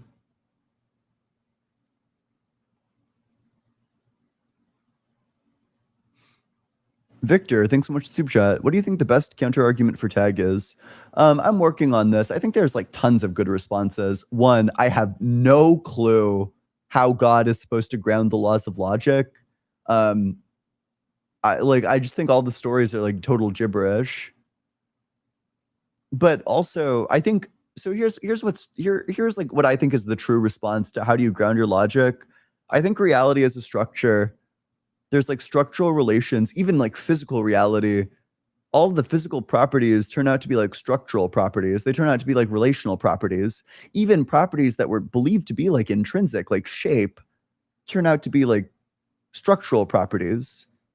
That it seems like there's like some indispensable structure of physical reality, and that logic just is that abstraction. Logic is the abstraction of this structure, essentially. I think that's probably the true answer. That all properties are relational. These relations necessitate a structure, and that structure, if you abstract that structure, the laws of logic are just what you get. Doom Ducky, thanks so much for the super chat. Thanks for exploring Epicurus. It's basically about living prudentially. I'm more of an Aristotelian, but he has good advice. French toast for the win. I fuck with French toast, but okay, here's what I'll say. Good French toast on top. Then like good pancakes, then good waffles, then bad waffles, then bad pancakes, then bad French toast. I think that's the true hierarchy. I think that's the hierarchy that I'm struck by as being true. I don't know if you've ever had like bad French toast. It's like rancid. It's like giga bad. I'm the Darkness 420. Thanks so much for the super chat.